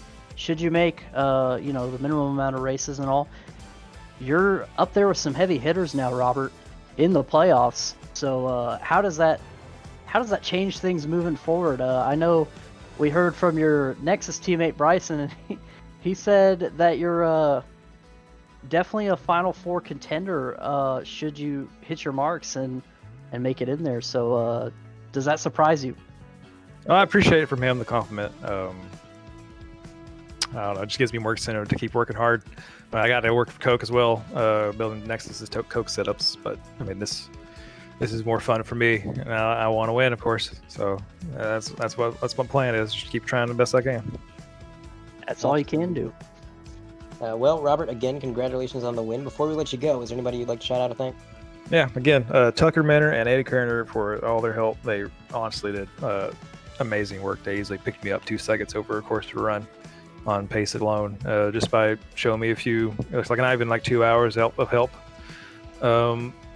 Nexus for being around me, giving me the support I need to succeed. And thank you for my wife for tolerating me on these Saturday nights, not being around for a few hours. That's pretty great. All right, Robert. Well, again, congratulations on the win. Hopefully we're talking to you again next week under similar circumstances. And, yeah, it's a All-Star race next week, right? We'll see if I can make it there. Yes, sir. All-Star race at Texas. We learned that because of Bryson. We didn't know where we were going.